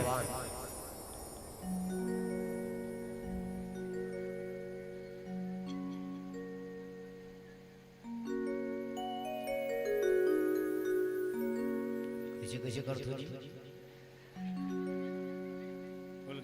खुल गया। हाँ, एक मुट्ठी चावल निकालते हैं भगवान, अपने मुख पर डाल लिए परमात्मा। और जैसे महाराज जी बता रहे थे, खाने के बाद सुदामा जी को दिया गया।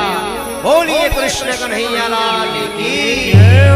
फिर दूसरा मुट्ठी निकाले भगवान, 2 लोक का मालिक बना देते हैं। बोलिए भक्तवत्सल भगवान की। तीसरा मुट्ठी निकाले और निकाल करके खाने वाले थे, रुक्मणी मैया टपले हाथ में धर ली भगवान। सारे प्रसाद आप मत खाइए प्रभु, ब्राह्मण के द्वारा लाया हुआ प्रसाद है, कुछ हमारे लिए भी बचा दीजिए। आज भगवान ने बचा हुआ अन्न, बचा हुआ जो चावल है, वो माता रुक्मणी को भेंट कर देते हैं भगवान। और माता रुक्मणी अपने साथ साथ जितनी भी रानियां थी, सबको आज प्रसाद के रूप में माता रुक्मणी प्रसाद दे रही हैं। बोलिए बाल कृष्ण लाल की। इस प्रकार बैठिए। इस प्रकार अनेक सुंदर लीला करने के बाद आज अपने मित्र के साथ बहुत दिनों तक मेरे भगवान द्वारकाधीश अपना समय व्यतीत करते हैं। और बहुत दिन तक ब्राह्मण की सेवा करने के बाद आज सुदामा जी महाराज खड़े हुए और भगवान से आज्ञा लेकर के भगवान के चरणों को मनसा स्मरामी, मन से प्रणाम करते हुए आज मेरे सुदामा जी महाराज भगवान से विदा लेकर के जा रहे हैं। और जैसे सुदामा जी महाराज अपने घर में पहुंचे, तो झोपड़ी के घर में रहने वाले सुदामा जी का जो घर है, इसको मेरे भगवान कंचन महल, सोने का महल बना करके मेरे भगवान तैयार कर दिए थे। इसलिए भगवान को दीन बंधु दीनानाथ कहा जाता है। बड़े से बड़े लोगों का भी परमात्मा कल्याण करते हैं, और जो दीन दुखी हैं उनका भी उद्धार और कल्याण मेरे परमात्मा करते हैं। बोलिए दीन बंधु भगवान की। श्रीद्वारिकाधीश भगवान की। आइए इन्हीं कथाओं के साथ आज की कथा पूज्य महाराज जी के आदेशानुसार यहीं पर समापन करते हैं। सुंदर भाव से आरती होगी और आरती के बाद प्रसाद लेकर के सभी भक्त अपने घर की ओर जाएंगे। आप सभी के लिए एक विशेष सूचना है, ध्यान दीजिएगा। कल कथा का 7वां दिन है और कल केवल 2 घंटा ही कथा होना है। समय अनुसार 2 बजे इस कथा पंडाल पे आप लोग पहुंच जाइएगा। 3 साढ़े 3 बजे तक कथा होगी और कथा के बाद कल शोभा यात्रा निकलना है। भागवत भगवान आपके नगर आपके गांव में भ्रमण करी, तो आप सभी से निवेदन है कल चढ़ोतरी भी होना है। तो कल जब आप लोग आए तो चढ़ोतरी के रूप में जो आप दान पुण्य करना चाहते हैं वो जरूर लेकर के आए। जो चढ़ोतरी के रूप में जो कुछ भी अर्पण करना चाहें वो कल लेकर के आइएगा। और कल साथ में तुलसी पत्र जरूर लाइए। कल तुलसी वर्षा है, भगवान के ऊपर तुलसी वर्षा हम सब मिलकर के करेंगे। समय को ध्यान से सुन लीजिएगा। 2 बजे से 3 साढ़े 3 बजे तक कथा होगी, उसके बाद शोभा यात्रा निकाल दी जाएगी। बोलिए कृष्ण कन्हैया लाल की। आइए भाव से एक राधा नाम का संकीर्तन, उसके बाद आज की मंगलमय आरती। जय जय। सभी भक्त दोनों हाथ उठा करके बोलिए राधे रानी की जय हो। अरे श्याम के बिना तुम आधे, तुम्हारे बिना श्याम आधे। और ऐसे नहीं, अंतिम मौका है। दोनों हाथ उठाइए सभी भक्त, पीछे वाले भी, और बोलिए मेरे साथ राधे राधे राधे राधे बोलो। हाँ राधे राधे राधे राधे बोलो। अरे श्याम के बिना तुम आधे, अरे श्याम के बिना तुम आधे,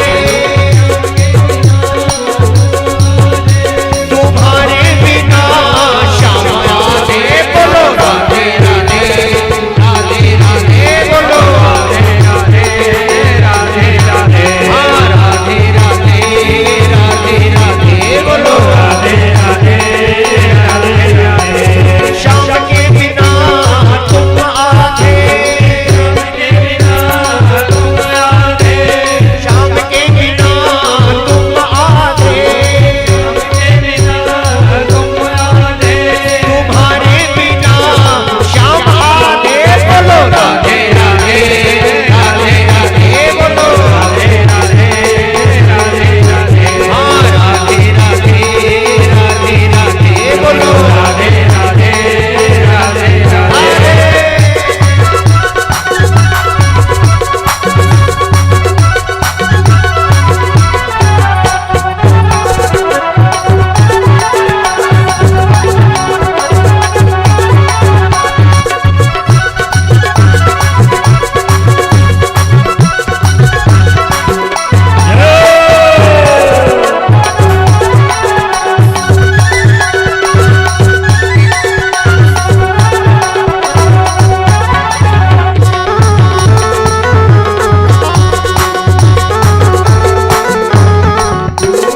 आठों पहर जो रहे अंग संग, आठों पहर जो रहे अंग संग, उस सामने की एक झलक दिखला दे। राधे राधे राधे दोनों हाथ उठा दे। राधे राधे राधे राधे बोलो। हरि हरि गोविंद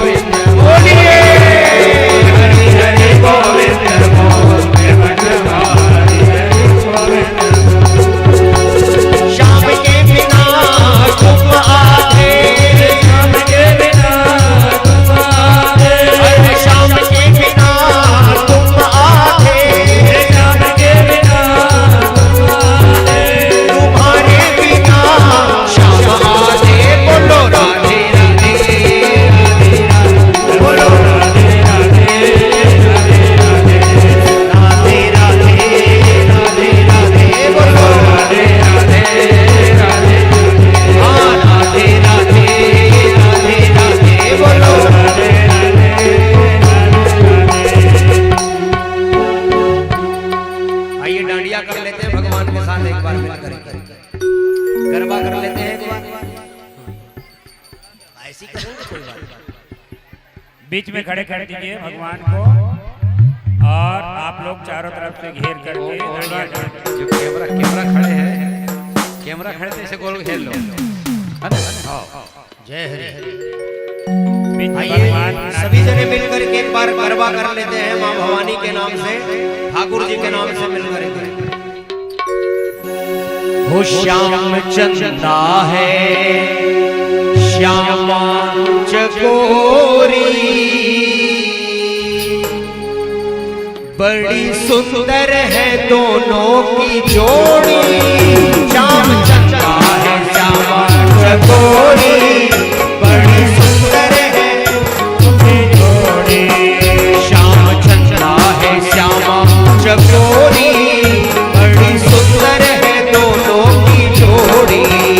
श्याम चंदा है श्यामा चकोरी, बड़ी सुंदर है दोनों की जोड़ी। ये बड़ी सुंदर है दोनों की जोड़ी। बड़ी सुंदर है दोनों की जोड़ी। श्याम चंदा है श्याम चंदा है श्यामा चकोरी, बड़ी सुंदर है दोनों की जोड़ी। श्याम चंदा है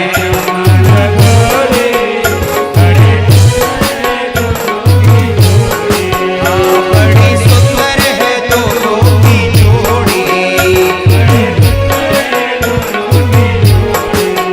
श्याम रसिया है श्यामा रसीली,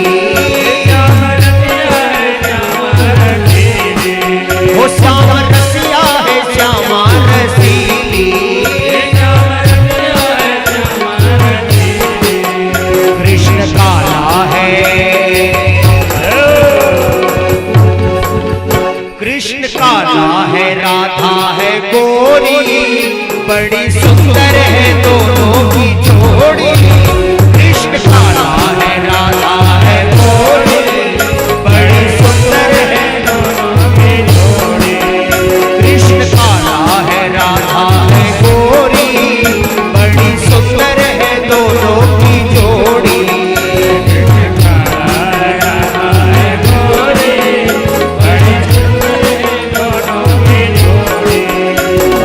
पंखिड़ा हो पंखिड़ा, पंखिड़ा हो पंखिड़ा, पंखिड़ा हो पंखिड़ा, पंखिड़ा पंखिड़ा तो उड़ के जाना पावागढ़ रे। पंखिड़ा तो उड़ के जाना पावागढ़ रे। पंखिड़ा तो उड़ के जाना पावागढ़ रे। महाकाली से मिलके कहना गरबा खेलेंगे, अरे महाकाली से मिलके कहना, अरे महाकाली से मिलके कहना गरबा खेलेंगे। पंखिड़ा हो पंखिड़ा, पंखिड़ा हो पंखिड़ा, पंखिड़ा हो पंखिड़ा।